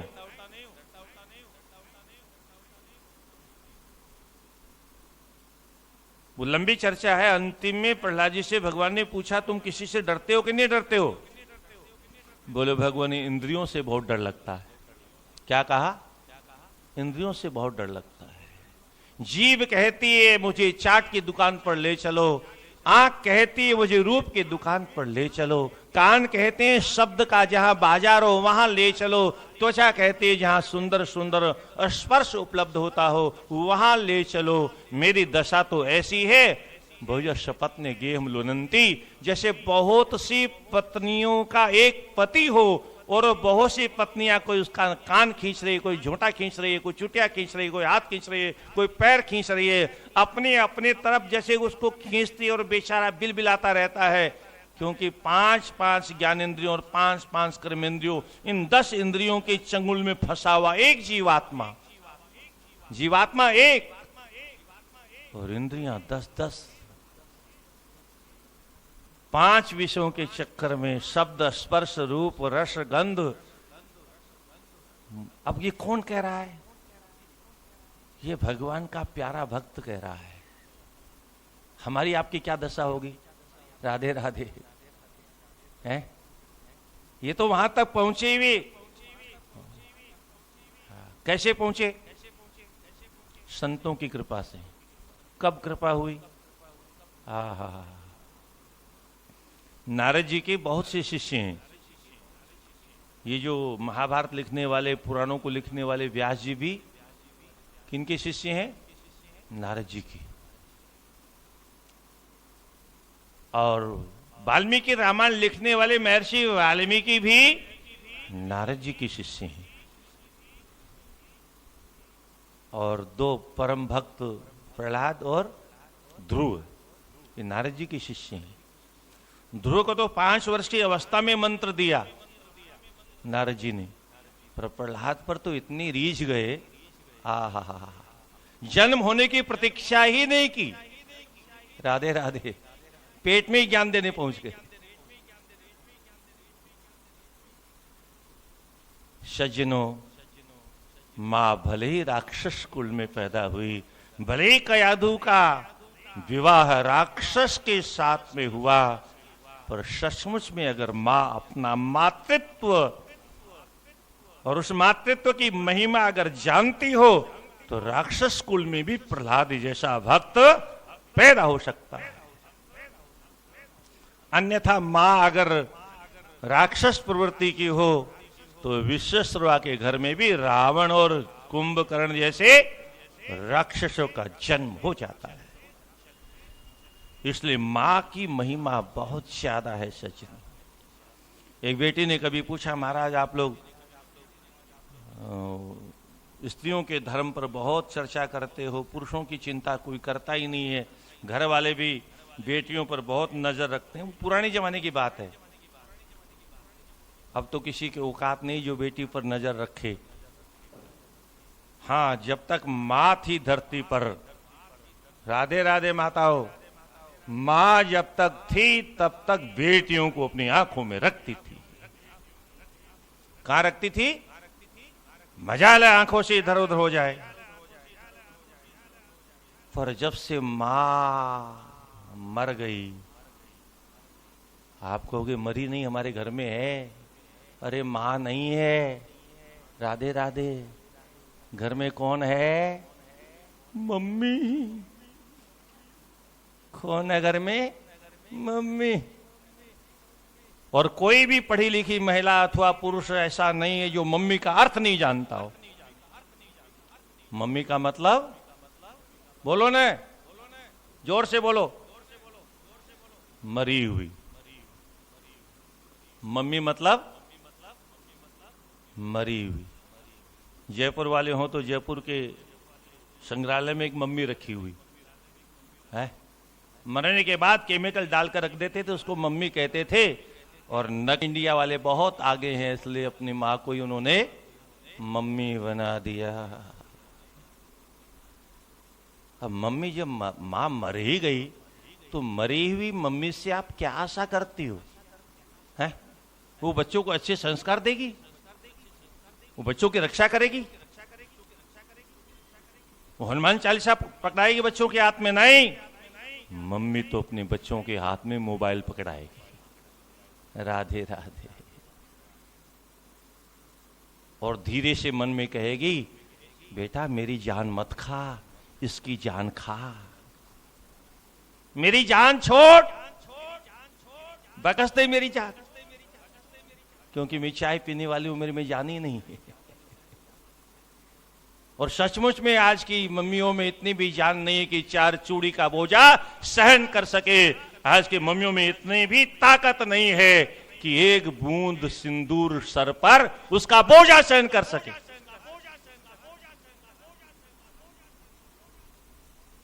फिर कपड़ों का बोझा कौन सहन करेगा? राधे राधे। है फोकट में वो 52 हाथ गज का लहंगा कौन पहनेगा?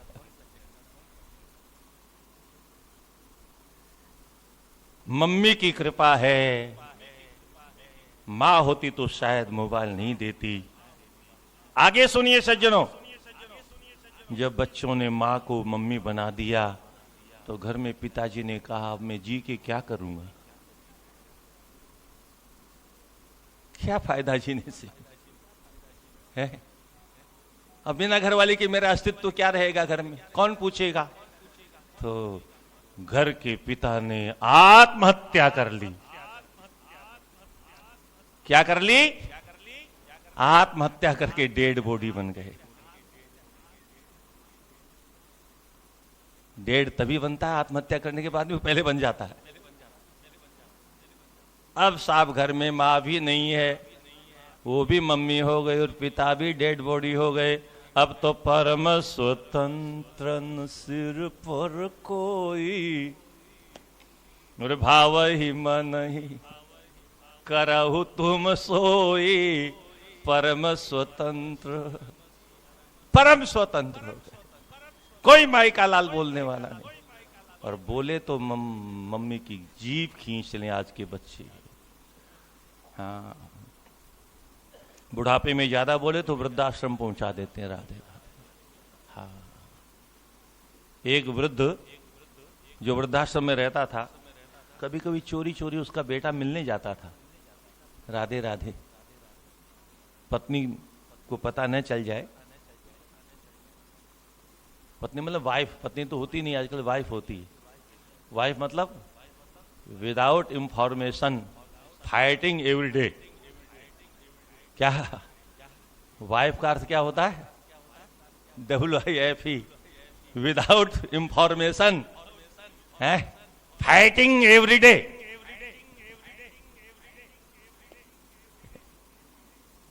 मैं आपके घरों की बात नहीं कर रहा हूं, आप तो बहुत अच्छे हो।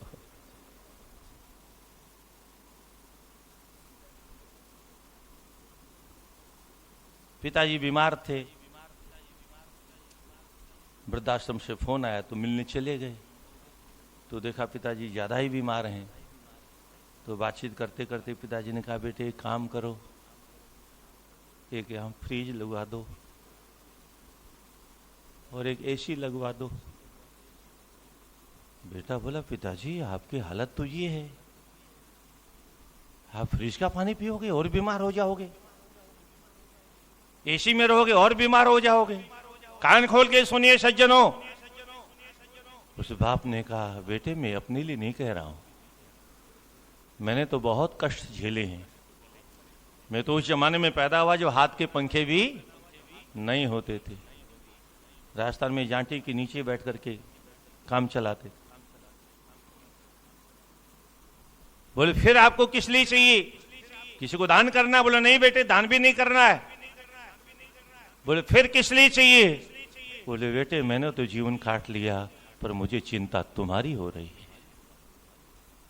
बोले पिताजी मेरी चिंता क्यों कर रहे हो? मैं तो अच्छा भला कोठी में रह रहा हूं। बोले बेटे आज तो रह रहे हो, और कल शायद तुमको भी यहीं आके रहना पड़े। बोले क्यों? बोले तुमने परंपरा डाली है यूं, तुमने गलत परंपरा डाली है।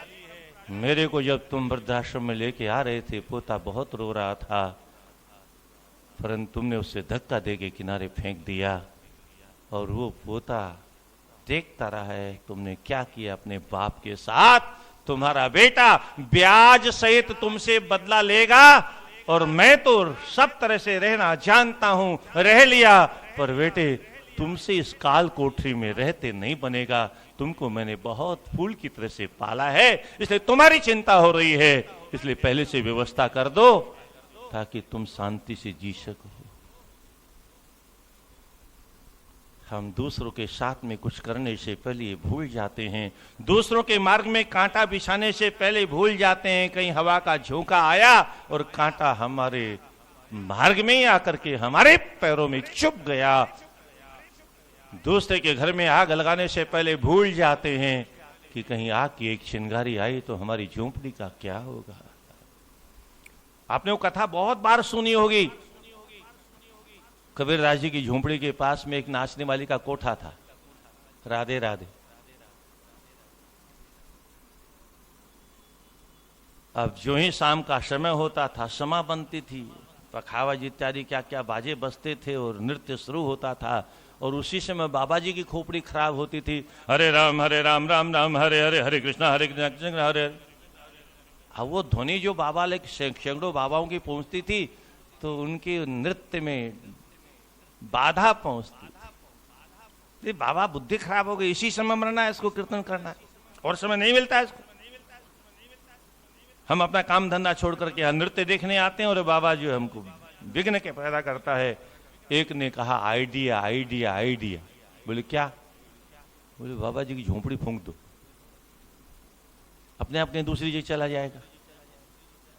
तो बीड़ी सिगरेट पीने वाले ने बीड़ी सिगरेट जला करके उसकी झोंपड़ी में आग लगा दी। ठाकुर जी ने हवा को आदेश दिया, सो वायु ने वो एक चिंगारी कोठे वाले के यहाँ पहुंचा दी, राधे राधे। और जो ही कोठे वाले के यहाँ चिंगारी पहुंची, वो ठाकुर जी की इच्छा से हरि प्रेरित तही अवसर चले मरुद 49। और वो धू धू करके जलने लगा। वेश्या चिल्लाई, हाय हाय ये क्या हुआ, हाय हाय क्या हुआ, ये कैसे हुआ? तो किसी ने कहा तुम्हारे फलाने यार ने वो बाबा की झोंपड़ी जला दी और इसलिए बाबा कुपित हो गए और इधर तुम्हारा झोंपड़ा जल गया। वो दौड़ी दौड़ी कबीरदास के पास में गई, बोले महाराज माफ कर दो, क्षमा कर दो, गलती हो गई, किसी दुष्ट ने ऐसा कर दिया। कबीरदास बोले काहे को रो रही है? अरे हमारा तुम्हारा इसमें कोई झगड़ा ही नहीं है। ये झगड़ा तो दो यारों का है, राधे राधे। झगड़ा तो दो यारों का है। तुम्हारे यार ने मेरी झोपड़ी में आग लगाई और मेरे यार ने तुम्हारी झोपड़ी में आग लगाई। यारों को लड़ने दो, आओ हमारे साथ कीर्तन करो, हरे कृष्णा हरे। यारों को लड़ने दो, हम तुम काहे को बीच में पड़ रहे हैं? तो किसी को इतना मत सताओ कि उसकी हाय मुई चाम की श्वास थे लोह भस्म है जाए। तो हम गरीब को न सताइए जा की मोटी हाय। तो सज्जनों, दानम तीर्थम दमस तीर्थम, इंद्रियों की वजह से हम बहुत परेशान है। इंद्रियां हमको कभी शांति से रहने ही नहीं देती। अच्छा एक बात बताओ, इतना हमने खाया, हमारी जीभ खुश हुई कि नहीं हुई? अरे ऐसे से करो चाहे ऐसे से करो, गर्दन नहीं गिरेगी, चिंता मत करो, गर्दन तो एक ही दिन गिरेगी।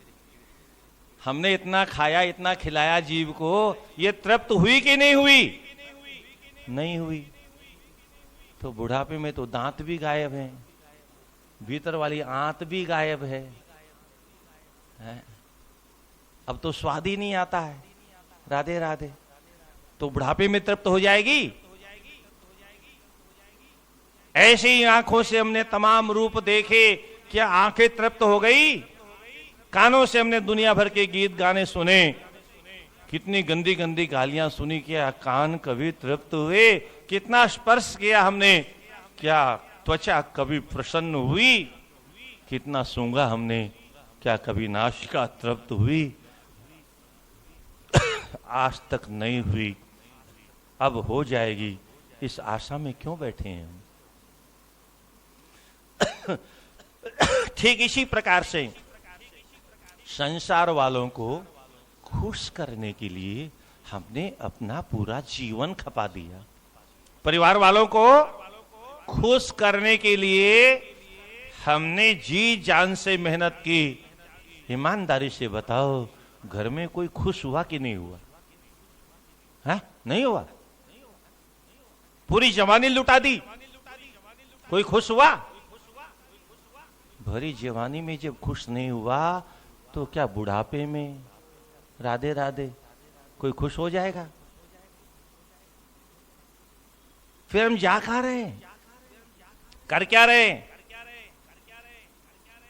जितना हमने संसार वालों को खुश करने में जीवन लगाया, उससे बहुत कम मात्रा में अगर परमात्मा को प्रसन्न करने के लिए कुछ किया होता तो परमात्मा प्रसन्न हो जाते, और वो परमात्मा प्रसन्न हो जाते तो दुनिया में किसी को खुश करने की जरूरत कभी पड़ती ही नहीं। प्रहलाद जी ने किसी को खुश नहीं किया। हाँ, हालांकि पिताजी को पिताजी कहते थे, पर पिताजी की आज्ञा कभी नहीं मानी। क्यों नहीं मानी? अच्छा, पिता की आज्ञा माननी चाहिए कि नहीं माननी चाहिए? राधे राधे। तुलसीदास जी तो कहते हैं, माता पिता गुरु प्रभु के बानी विनय विचार। अब यहां हम सहमत नहीं है इसने, क्योंकि शास्त्र सहमत नहीं। संत है, उन्होंने अपनी भाषा में लिख दिया, ठीक है, पर बिना विचारे अगर परशुराम जी को पिता ने आज्ञा दी, अपने भाइयों को मार दो और अपनी मां को भी। परशुराम जी ने यही किया, पर क्या आज का कोई बेटा ऐसा करे तो चलेगा? आज का कोई शराबी शराब पी करके आए और शराब के नशे में घर वाली से चाय मांगे और घर वाली चाय देने में देरी कर दे और घर वाला अपने बेटों से कहे काट दो गर्दन तुम्हारी मम्मी की, और वो पिता की आज्ञा समझ के काट दे, क्या होगा? जेल जाएगा कि नहीं जाएगा? फांसी होगी कि नहीं होगी? आप कहो परशुराम जी ने कैसे काटी? परशुराम जी तेजस्वी थे और अपने पिता के तेज को जानते थे, पिता के तप की महिमा को जानते थे, यह भी जानते थे पिता की इस प्रकार की आदेश को जब मैं स्वीकार कर लूंगा, पिताजी खुश हो जाएंगे, प्रसन्न हो जाएंगे और सीधे सीधे बोलेंगे वरम ब्रूहि, वरदान मांगो, और मैं वरदान मांग के इनको जीवित कर लूंगा। ऐसा ही किया उन्होंने। इतनी सामर्थ्य किसी के पास में हो तब बिना विचार किए आज्ञा माननी चाहिए, अन्यथा बिना विचार किए किसी की आज्ञा नहीं माननी चाहिए।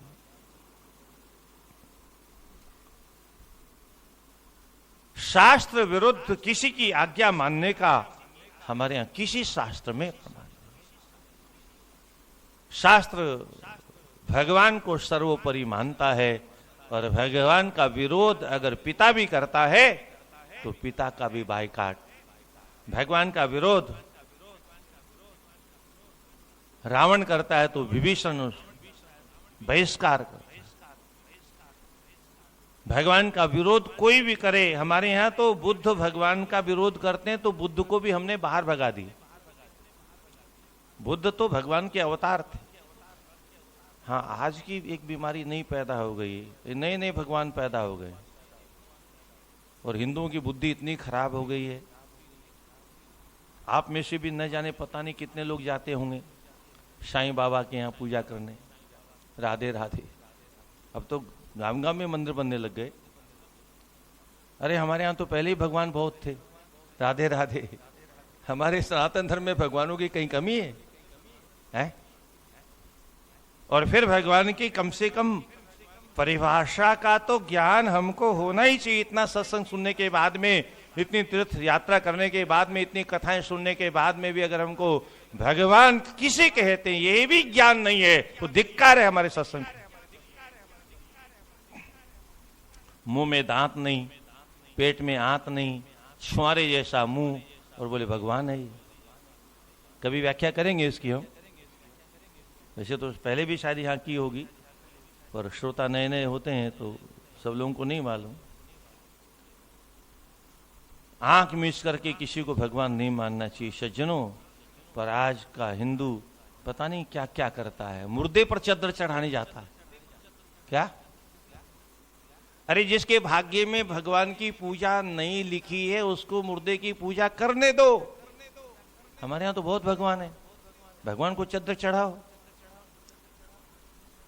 पर हिंदुओं की इतनी बुद्धि, और विशेष करके माताओं को तो कोई कह दे मैया वहां चले जाओ, हाँ तुम्हारा काम बन जाएगा। वो घर वालों से चोरी करके चली जाएगी। अरे अपने धर्म का त्याग करके अगर काम बनता हो तो ऐसे काम में भी आग लगा दो। नहीं चाहिए ऐसा काम। जो शास्त्र विरुद्ध हो, जो परंपरा विरुद्ध हो, ऐसी पूजा से कुछ मिलने वाला नहीं है। इंद्रियों से परेशान है हम। और इंद्रियों का राजा कौन है? हाँ? मन इंद्रियों का राजा। इंद्रियाणि पराण्याहु इंद्रियभ्य परम मनः, मनसस्तु पराबुद्ध्यो बुद्ध्यो परतस्तुषः। गीता जी का काय रूप तो छोटा है पर गीता जी में भगवान ने कुछ भी ऐसा छोड़ा नहीं जिसकी व्याख्या उन्होंने सूत्र में न की हो। इंद्रियों के ऊपर राजा है मन, मन पर नियंत्रण करने के लिए है बुद्धि, और कभी बुद्धि से भी गलती हो जाए तो उसके ऊपर नियंत्रण करने के लिए आत्मा। अच्छा, मन हमारा मित्र है कि शत्रु, किसी को मालूम है? राधे राधे। मन हमारा मित्र है कि शत्रु है? नहीं मालूम। मन हर मनुष्य का दुश्मन है। मन क्या है? हर मनुष्य का दुश्मन, नंबर 1, 1 नंबर का दुश्मन। अच्छा, एक बात और बताओ लगे हाथों, आप में से किसी ने मन को देखा हो तो हाथ उठाओ। मन को देखा किसी ने? हाँ? नहीं देखा मन को किसी ने? अच्छा, हमारे बाप दादों ने तो देखा होगा। नहीं देखा। उनके बाप दादों ने? किसी ने नहीं देखा। मुझे लगता है सृष्टि जब से हुई तब से किसी ने नहीं देखा। अच्छा, अब दूसरी बात ये बताओ कि हम कहना किसका मानते हैं? राधे राधे। कहना किसका मानते हैं? हैं? जोर से बोलो। ओह, कितने बुद्धिमान हैं हम। हमसे बुद्धिमान दुनिया में कोई मिलेगा? जिस के स्वरूप को हमने देखा नहीं, गाय जैसा है, भेड़ जैसा है, बकरी जैसा है, मक्खी अथवा मच्छर जैसा है, काला है, पीला है, धोला है, आज तक किसी के माई के लाल ने मन को देखा नहीं। पर दुनिया कैसी पागल है जो उस मन के पीछे पागल है, मन के पीछे चलती। और लोग कहते हैं बड़े ताव से, बोले हम तो अपने मन की राजा हैं, पड़ोसी ने हमारे घर में कोई गेहूं की बोरी थोड़ी गिराई है, हम तो अपने मन की बात मानते हैं। एक बात और कहते हैं, क्या? सुनो सबकी, सुनो सबकी, पर करो। क्या बात है। खूब स्वामी जी की सुनो, खूब सेठ जी की कैसेट सुनो, खूब भाई जी की कैसेट सुनो, खूब संतों की कथाएं सुनो, पर करो कल्याण हो जाएगा? नहीं होगा। और मन की बात पर चलने वाले का तो कभी कल्याण हुआ ही नहीं, क्योंकि मन हमारा 1 नंबर का दुश्मन है। अच्छा, एक बात बताओ, आपके घर में कोई व्यक्ति अनजान आ जाए, उसका कहना मान लोगे? नहीं मानोगे। उसका कहना नहीं मानोगे क्योंकि पता नहीं ठग है कि लुटेरा है कि डाकू है कि चोर है, पर मन का कहना तो मानते हैं। क्या गजब की। अनजान व्यक्ति की बात नहीं मानेंगे, पर अनजान मन की बात मानने का दुष्परिणाम अनादिकाल से आज तक संसार का प्रत्येक प्राणी भोग रहा है। इसलिए हमारा शास्त्र भी कहता है, मन एव मनुष्याणाम कारणम बंध मोक्षयोः। ये मन ही है जो बंधन और मुक्ति का कारण है। मन जिसमें लग गया वो कैसा भी हो है, वो अच्छा है, और मन नहीं लगा तो राधे राधे। कितना भी अच्छा है, किसी भी वस्तु में, उदाहरण के लिए किसी भी सब्जी में नहीं लिखा है मैं अच्छी हूं मैं बुरी हूं, पर हमको जो अच्छी लगती है हमारे मन को, वो सब्जी हमारे घर में आती है। किसी फल में नहीं लिखा है मैं अच्छा हूं मैं बुरा हूं, पर हमको जो भा गया। किसी बोतल में नहीं लिखा है ये बोतल अच्छी अथवा बुरी, पर जिसको बोतल पीने का मन कर गया, राधे राधे, वो तो पिएगा कि नहीं पिएगा, और पी करके नाली में लेट जाएगा, और नाली में जब लेट जाएगा तो नाली का मालिक आएगा। नाली के मालिक को जानते हो? नहीं जानते। गर्मी में नाली में कौन सोता है? कुत्ता। वो घर का मालिक जब आता है तो कहता है आज तो हमारे घर में कोई अतिथि आया है, आज तो हमारे घर में कोई अतिथि आया है, अब इसका स्वागत तो करना चाहिए। आगत से स्वागतम कुर्यात, संतों से हमने सुना है आने वाले अतिथि का स्वागत करना चाहिए। उसके पास एक ही तरीका है स्वागत करने का, राधे राधे। वो धीरे से अपना पैर उठाता है, धीरे से टंकी खोलता है, धीरे से 4 बूंद उसके मुंह में टपका देता है और वो नशे नशे में ओहो, ये ब्रांडी कौन सी है भाई, गजब का स्वाद है। राधे राधे है। सामान्य इंसान तो जीवन में एक ही बार मरता है, पर पीने वाला रोज मरता है। 4 आदमी टांग के उससे घर लाके पटकते हैं अथवा नाली में पड़ा रहता है। पर क्या है कि हमारा मन आ गया। कैसे आया? संगात संजायते काम। किसी शराबी के संग में बैठे, इसलिए शराब की लत लग गई। ताश वालों के संग बैठे, सत्यानाश करा बैठे रात के 2-2 बजे तक। कभी कभी हम देखते हैं कहीं कहीं कथा होती है तो पास में लोग ताश खेलते रहते हैं। कुछ लोग कथा सुनते हैं, ताश वाले ताश में ही मस्त रहते हैं, उनको सत्संग से कोई मतलब नहीं। उनके लिए तो बेगम बादशाह बस उसी की गुलामी करनी, उसी की गुलाम है वो लोग। सज्जनों, ये मनुष्य का शरीर बार बार मिलने वाला नहीं है। दुर्लभ मानुषो देह दीनाम क्षण भंगुर तत्रापि दुर्लभ मन्ने वैकुंठ प्रिय दर्शनम। ये मनुष्य का जीवन बहुत दुर्लभ है। 5:30 तक बोला था क्या है? 5:30 ही ज्यादा हो गए। राधे राधे। 4:30 तक बोला था शायद, है? कितना समय हो गया है? 4:45 हो गया। चलिए कोई बात नहीं, थोड़ा समय अगर सत्संग में ज्यादा भी हो जाए तो कोई फर्क नहीं पड़ता है। हमारे यहाँ तो आपने सुना होगा, जीवन तो इतना ही है जितना सत्संग में बीत जाता, बाकी तो सब जिंदगी बेकार चली गई। बाकी जिंदगी तो, आप रामायण पढ़ते हो, रामायण में लिखा है, माँ कौशल्या भगवान श्री राम से कहती, राघव मैंने सुना तुम भगवान हो। बोले माँ आप अपना काम बताओ, आप क्या चाहती हो? बोले अगर तुम भगवान हो तो एक काम करो मेरा। क्या काम करना है?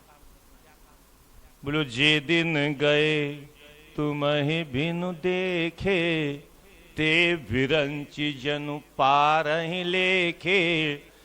मैंने सुना है तुम भगवान हो और ब्रह्मा तुम्हारा बेटा है, और ब्रह्मा एक एक दिन लिखता है। उस ब्रह्मा से कहना ये मेरी माँ है और 14 वर्षों तक इसने मेरा दर्शन नहीं किया। ये 14 वर्ष मेरे जीवन के गिनना नहीं, 14 वर्ष मुझे और अधिक देना। जितने दिनों तक मैंने आपका तुम्हारा दर्शन नहीं किया वो तो बेकार चले गए। इसलिए अपने ब्रह्मा से कहना वो दिन मेरी जिंदगी में गिनेगा नहीं। ये है जीवन का स्वारस्य, क्या जीवन का आनंद क्या है? जियत राम विदु वदन निहारा, राम विरह मरी मरण संवारा। जीवन किसका नाम है? भगवान से जब तक भगवान के नाम रूप लीला धाम से हम जुड़े रहें तब तक तो हमारा जीवन जीवन है, और भगवान के नाम रूप लीला और धाम से जिस क्षण हमारा जीवन दूर हो जाए तब बेकार हो गया। तो जीवन तो जा रहा है, कहां गया? राधे राधे। कहां गया हमारा जीवन? नहीं मालूम। अच्छा, कभी आपने मौत का दर्शन किया है? राधे राधे। मौत का दर्शन किया है कभी? नहीं किया। मैं करवा देता हूं। हमारे 50, 60, 70 वर्ष मर गए। कहां गए? हमारे इतने वर्ष मर गए। मौत के मुख में चले गए और हम कहते हम मरेंगे। अरे हम तो रोज मर रहे हैं, हम तो प्रति क्षण मर रहे हैं। किस मरने की बात कर रहे हैं हम? एक एक क्षण हमारा मर रहा है और फिर भी हम मौत से डरते हैं। ये और मजे की बात है क्या? इतने मर गए हमको पता ही नहीं चला, फिर भी मौत के नाम से डरते हैं। जीवन तो वही है जो भगवान के नाम रूप लीला धाम से जितना जुड़ जाए उतना जीवन जीवन है, बाकी तो सारा जीवन व्यर्थ में चला गया। यहाँ आने के बाद में भी, हालांकि यहाँ की अपनी व्यवस्था है, मैं उसमें वो हस्तक्षेप नहीं करना चाहता, पर कभी 10-5 मिनट देरी हो जाए तो कोई बात नहीं। बोले वृंदावन बिहारी लाल की। गोविंद हरे गोपाल हरे गोविंद हरे। जय जय प्रभु दीन दयाल हरे, जय जय प्रभु, जय जय प्रभु दीन दयाल हरे, जय जय प्रभु। बोले वृंदावन बिहारी लाल की। जय जय श्री राधे श्याम।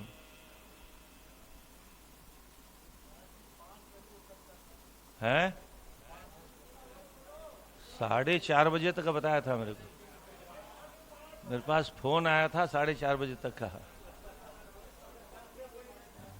मैं कल से आप लोग कहोगे तो 5 बजे कर दूंगा। मैं तो 6 बजे करो, 7 बजे करो, मैं तो यहाँ बैठ जाता हूँ। मेरे पास तो ग्रंथ है, मुझे बोलने की कोई समस्या नहीं। हमारे पास तो किसी के पास होते हो क्या बोलें क्या लें, हम सोचते हैं क्या छोड़ें क्या छोड़ें क्या।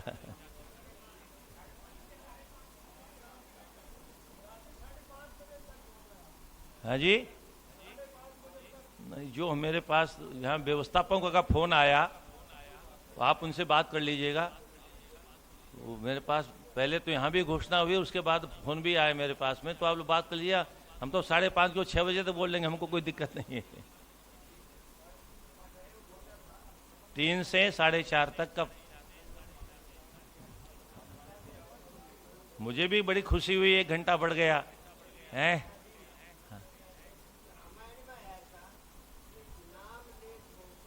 हाँ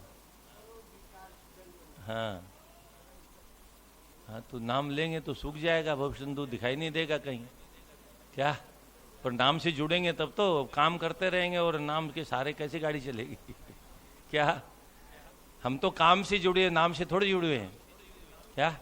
नाम लेत तो अब काम करत थोड़े सिंधु सुखाई, तो सिंधु और बढ़ जाएगा, फिर तो लहरें और चलेगी उसमें। तो हम नाम लेत वालों में से नहीं, हम तो काम करत वालों में से हैं। तो काम करत भव सिंधु सुखाई ऐसा नहीं हो सकता। नाम लेत बिल्कुल ठीक लिखा है, तो काम करत भव सिंधु सुखाई ऐसा नहीं हो सकता। जहां राम तह काम नहीं, जहां राम तह काम, तुलसी कबू की रह सके रवि रजनी एक ठाम। तो जहां काम है वहां राम नहीं, जो राम है वहां पर काम नहीं है। हम काम से भी जुड़े रहें और भव सिंधु सूख भी जाए, ये भव सिंधु तो काम की देन है क्या। हमारा जन्म काम की देन है, हमारे बाप दादों का जन्म काम की देन है। काम नहीं होता, कामना नहीं होती तो हमारा जन्म ही नहीं होता, हमारे बाप दादों के विवाह ही नहीं होते। कामना से ही सारा काम होता है। ये सारा संसार कामनाओं का फैलाया हुआ, इसलिए काम ऐसा क्रोध ऐसा रजोगुण समुद्भव महाश्नो महापापमा विद्धि ने में वीरिणम। ये हमारे दुश्मन हैं। भगवान कहते हैं अर्जुन से, अर्जुन महाश्नो महापापमा, इनका पेट बहुत बड़ा है, बहुत खाते हैं क्या। काम बहुत खाता है, हमको हमारा बस चले तो पूरे विश्व पर कब्जा कर ले हम। राधे राधे। हमारा बस नहीं, इसलिए हम शांति से झोपड़ी में बैठे हुए हैं। हमारा बस चले तो किसी को नहीं छोड़ें। आपने सुना है ना, वो एक किसी ने वरदान मांगा भोले बाबा से, तो भोले बाबा ने कहा तुम जितना मांगोगे पड़ोसी को दूना हो जाएगा। राधे राधे। अब बड़ी परेशानी हो गई उसको। बोले पड़ोसी को दूना हो जाएगा, ये तो और समस्या खड़ी हो गई। अब वो एक मकान बोला, पड़ोसी को 2 बन गए।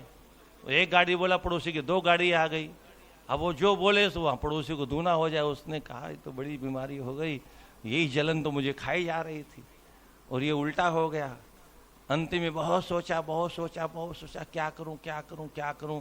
तब उसको आइडिया आया, बोले अब ठीक है, अब देखता हूं पड़ोसी कैसे बरतनी है।